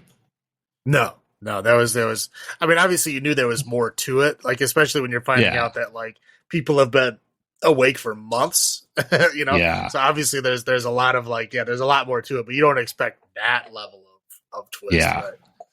Yeah, and the twist that they only 8 years went by from when they launched, and Earth's like, "Yep, we're dead." And like one day they're there, next day, like what they said, 40 billion or 60 billion people just gone. Right, everyone's gone. Right, that's cool. Yeah, I mean that definitely the atmosphere. Like in space, you have to get the atmosphere. You really do. I think it nailed it perfectly. Yeah. No, I mean, yeah, it definitely set out to do it. I'm kind of disappointed there hasn't been any kind of. Well, I guess if they had talked about it. Yeah, but I guess if they had a sequel, it really wouldn't. I mean, where are you going to do it on that planet? You know what I mean? I mean, unless you had another ship. Well, they talked about another ship that a trial run that everyone got. Like, didn't they say everyone got discharged at the same time? I thought there was this movie where they said there was another ship and Pandorum got to him and the guy just fired everyone into space that was on the ship. Oh yeah. I don't think they said what their mission was. They said that was the biggest space disaster ever, but they didn't say what that ship was doing. But yeah, the guy launched. Right. I don't think it would be a big stretch that there would be another ship. I mean, it would be kind of a stretch that another ship had similar issues, right? Yeah. I guess that would be so like a sequel of like a Pandorum 2 on a different ship would be weird. Or even if you had like a sequel like set on that planet, again, it wouldn't Pandorum wouldn't really apply. The name wouldn't apply. And no. I don't know. I get why there's not a sequel. I just wish there was. I want there to be more of this. I mean, do you think that we benefited from actually giving a name to Space Madness? So this is a made up name. Right. Yeah. I mean, it's a cool name. So I mean, I can't. It sounds better than saying Space Madness. Space Madness, right? I mean, like every movie has freaking Space Madness. Even movies that aren't even in space, like The Abyss, has Space Madness and it's underwater. Right. It's now a cliche that everyone's like, was it Simpsons or no Futurama? They're like every time something's going crazy in space, like just do this. Oh, Space Madness. That was I believe it was Ren and Stimpy. They did that too, but I thought Hubert Farnsworth talked about Space Madness. Buddy. Yeah, I'm just saying though, like that's the one that we called more recently. Ren and Stimpy, right? But what about low points for you? If there are any low points in this movie, I don't know if there are. I'm trying to think. I mean, because everybody does like a good job in this movie. Yeah. Can't think. I'm trying to think of.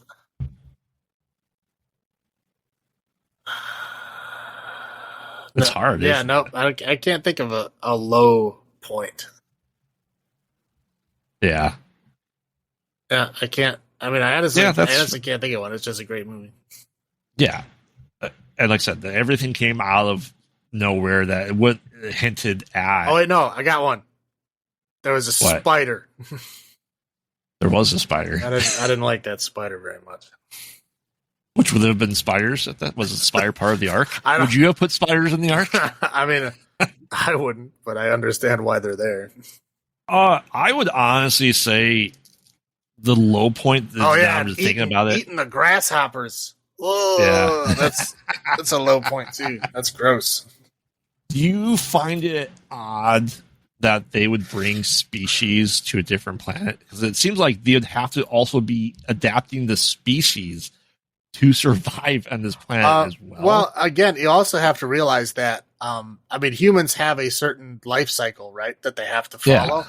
Now, if they get to that planet and that planet doesn't have the ecosystem to keep us going, keep us sustainable, we would have to make sure that we have our own ecosystem to bring with. You know what I mean? What if the ecosystem that's on that planet is poisonous to us or something? Right. So, but I think they'd have to genetically alter the creatures too. I mean, it's not going to be a 1-for-1. No, but I'm sure. But having all of that stuff at your fingertips is going to help you build a sustainable life.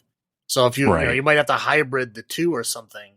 But there's no way we'd have to destroy the ecosystem to put our own there. It's not pure terraform. Right. But I mean, I think was this the first thing that you can think of where they brought all these things there to do this type of terraforming? Usually it seems like a man-made process and you just kind of adapt to what's there versus the reseeding of the entire planet. Well, normally when they're talking terraforming, they're usually talking like atmosphere process. Right. You know, like making the air breathable is the big thing. Right. I know. Well, I mean, you could go to like Star Trek. With the whole, what was it, the Genesis thing? Yeah, but like good movie wise, I'm not saying it was good. I'm trying to think of other movies that used Earth, genetic stuff to, like repopulate the world. I know there's other ones. I just can't think of them right now. I couldn't think of one. I know there's at least one or two out there because I remember thinking about it, but I can't think of the name. Yeah. Okay. So let's finish off with our grading scale here. How many sealed doors out of 10 would you give this?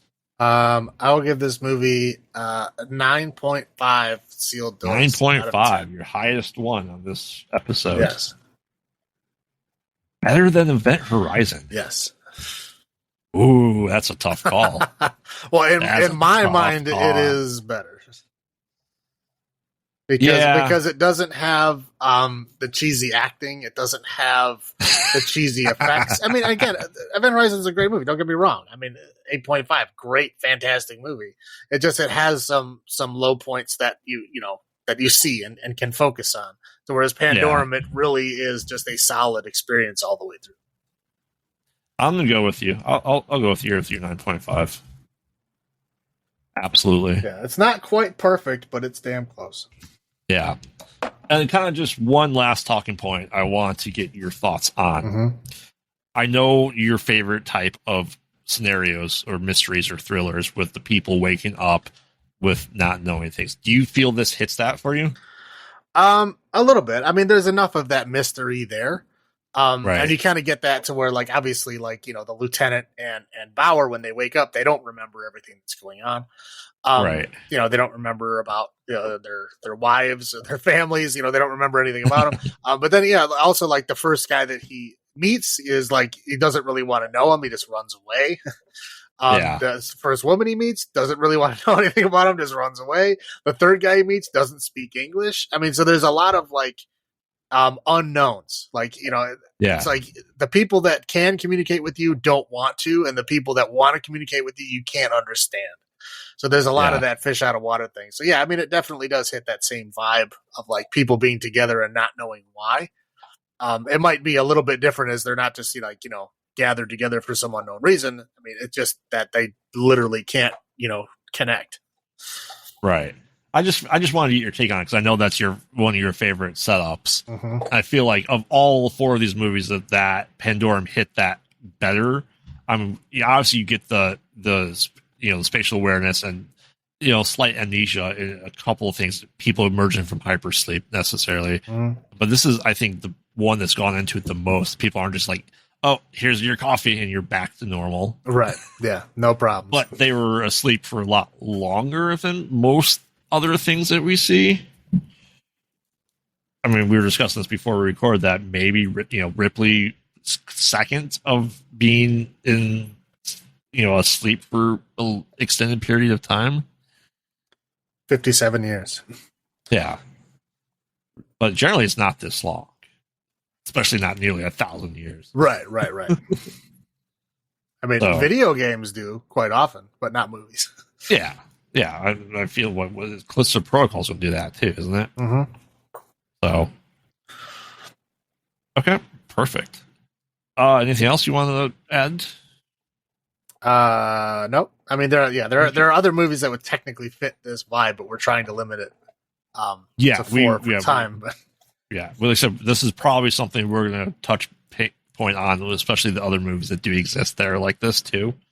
Other ones might, we'll see in other lists, like we discussed Ghosts of Mars, scary space movies, but that's going to fall into the John Carpenter other horror movies. I feel. Mm-hmm. Life, I would like to touch base at some point on, just because it's like that, and Life Force. I haven't watched that in forever. Life Force. I probably have only seen like one time, and I thought that was enough. But well, I mean, I'll watch it again. I guess we can definitely, if we do a little bit more research, do another scary space movie thing. Yeah, realistically speaking, we'll get there. Yeah. Okay. Well, then, until then, stay tuned for next week's episode. We'll be discussing some of the David Cronenberg horror movies that were classified as horror. Like I said, that's another thing that we'll touch base on in future episodes besides next week's, but we're going to be focusing on the horror aspects, or what we consider the horror essentials of Cronenberg. Right. So, yes. So it'll be like The Fly, Scanners, Videodrome, and The Brood. Yep. That's what we're shooting for. So, until next time, this is Graveyard saying, have you checked on the children? And this is Salem saying, long live the new flesh. Good night. Good night.